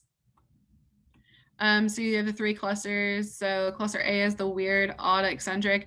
These, just make sure that you can tell the difference between the two. There's really no trick with them, just be able to identify them. So the theme, paranoid is mistrust, suspicion of others, unjustified doubts of loyalty. Schizoid is interpersonal detachment. So this is the happy hermit. It's just a solitary person, but there's no external effect on other people. So that's a big thing. It's just somebody that has interpersonal detachment. Schizotypal, they're very eccentric. This is the magical thinking, odd thinking, and they're on the cusp of schizophrenia, but they never get to that overt, frank psychosis. Cluster B, these are the wild, histrionic, is excessive emotionality. So this is the drama queen. They want to be the center of attention. Borderline personality, they're very unstable. So this is the splitting. I think this is very high yield, the splitting. So you can like someone 1 minute and then completely hate them the other. So you go back and forth. So that's the borderline personality, the splitting of that. And then you have intense, uncontrollable anger, chronic feelings of emptiness, unstable self-image. So it's just instability. Everything about that is unstable. Narcissistic grandiosity. I think you guys had the same audio clip that we did of that dude that got rejected or something, and he was like going off on her. So that's the narcissistic. So they're preoccupied with themselves, but then when somebody challenges them, they have that rage reaction. So they're very entitled, they're very exploitative, they lack empathy, they're all about themselves, but then when you try to challenge it, they get really mad at you. So that's a narcissist. Antisocial. This is a pervasive disregard for others. And this is why I said that the schizoid person, it's just an interpersonal detachment, because the antisocial, this is a disregard for others completely. So you have the repeated unlawful acts, you have the deceitfulness, and you have something that is now affecting another person versus the schizoid personality. So reckless disregard for safety of self. Now, this person must be at least 18 years old, and we're going to talk in a minute about some more disorders that are kind of like this, but it has different diagnostic criteria based on age. So just remember, antisocial, complete disregard for others, and it's an adult. Now, avoidant personality, this person has an inferiority complex, and they avoid interpersonal and occupational activities for fear of criticism. So they just avoid people. And then dependent, excessive need to be cared for, indecisive, and then obsessive compulsive. So this is the type A personality, and distinguish this between obsessive compulsive disorder versus obsessive compulsive personality disorder. So obsessive compulsive disorder, this is just the type A people. They're inflexible with perfectionism and control. So preoccupation with details, rules, lists. And so they want everything to be perfect. And this can interrupt their lifestyle because their need to be perfect can often interfere with what they're doing. But you don't have the diagnostic criteria for obsessive compulsive disorder. And then this is how you assess the personality traits. I put this in here because I vaguely remember this being something on the exam. And so I wanted to put this in here for completeness sake, but it is definitely not, I think, the most high-level piece of information. Now, this is what is kind of associated with the antisocial disorder. What's it called again? Yeah, antisocial personality disorder. So oppositional defiant, this is at any age. The big thing here, they're annoying, but there's no serious violation or rights of others. So this person you might not enjoy, and they might be really argumentative, but they're not really encroaching on anybody else. They're not, their actions have no effect on other people, like physical effect on other people. So they'll argue with you and they're annoying, but they're not going to violate your right. Now, conduct disorder, they will violate your right. So it's repeated, persistent, serious violations. So some criteria here, you can have at least 3 symptoms of aggressive conduct, deliberate property destruction, deceit, theft, or serious violation of rules. So they just go against laws, they go against what is stated. You can diagnose this after the age of 18 if the criteria for antisocial disorder isn't met.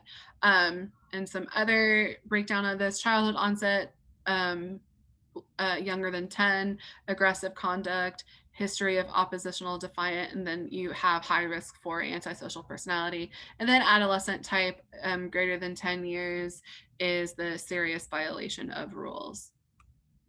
Intermittent explosive, the big difference between here, this is recurrent outbursts versus the other two, the oppositional defiant and the conduct disorder. This is going to be more of someone's personality versus intermittent explosive. This is recurrent outbursts. So it's not going to be 24/7. This is just this person can't control their aggression. They can't control their rage. And so they're going to have a disproportionate aggressive reaction to a stressor.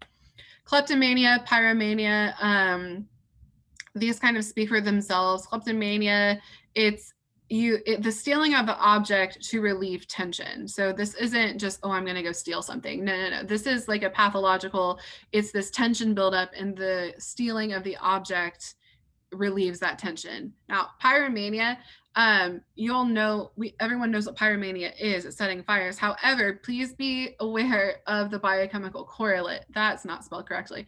So decreased serotonin is associated with the preventral impulse control, so the actual setting of the fire. And then increased dopamine association is the reward sensation. So ventral tegmental area to nucleus accumbens. So the decreased serotonin is the need or desire to set the fire, and then the increased dopamine is the reward sensation after the fire has been set. And so please understand that, because that's one of the things that I didn't think they were going to ask, and I think they did, but don't underestimate that. Okay, and that's the end of my slides. Like I said, the rest of the stuff I'm going to add on to it, and I'm going to do a separate thing that we can add on to the recording for the rest of the neurocognitive stuff and the addiction stuff. So does anybody have any questions for that? Don't underestimate the psych. A lot of people, I was at least told by my mentors, you know, that NB3 historically has been a little easier than NB1 and NB2 because there's so much psych. But don't underestimate it, because there are a lot of tiny distinguishing factors between the two. And so you need to be able to diagnose based off of the patient presentation. It's not always obvious. Some of them are, but it's not always obvious. My biggest areas, I don't know if these are your biggest areas of weakness, but my biggest areas of weakness were the bipolar, diagnosing the bipolar ones, and diagnosing the schizophrenia spectrum ones. And so I really had to be cognizant of that. I think one of the tricky things, somebody could correct me if I'm wrong, but I think you could be diagnosed with bipolar 1 with just manic episodes, right? You don't Yeah, even have to have. Yeah, you don't have to have any of the depressive symptoms. And the big thing for the mania is it either has to, I think it's got to persist for, I think, a week, or you have to be hospitalized for like an automatic diagnosis regardless of time. Okay, cool. Thank you. Yeah, so that's tricky because they could give you a question and just talk about these manic episodes that meet the timeline, but that does classify as bipolar 1, even Most though of, you most ahead. of the questions I've seen when it's bipolar 1, they typically say something about them either like losing their job or they've haven't been functioning properly. And that's like the big key difference between that and bipolar 2, because with bipolar 2, you can function and still do your job. You just typically have this, like, you're not sleeping and you're just like constantly working, but you're still very productive in your life. Right, so that's the jump from hypomanic to manic episodes. But just a key point, I put this in the chat, you don't want to give antidepressants to someone who is bipolar because that could make the manic episodes worse. So you always want to give them a mood stabilizer there. So any questions y'all have, go for it.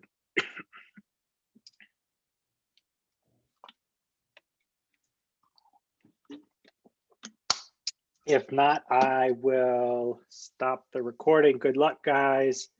Hopefully, well, we'll be in touch, but hopefully see you guys in the fall.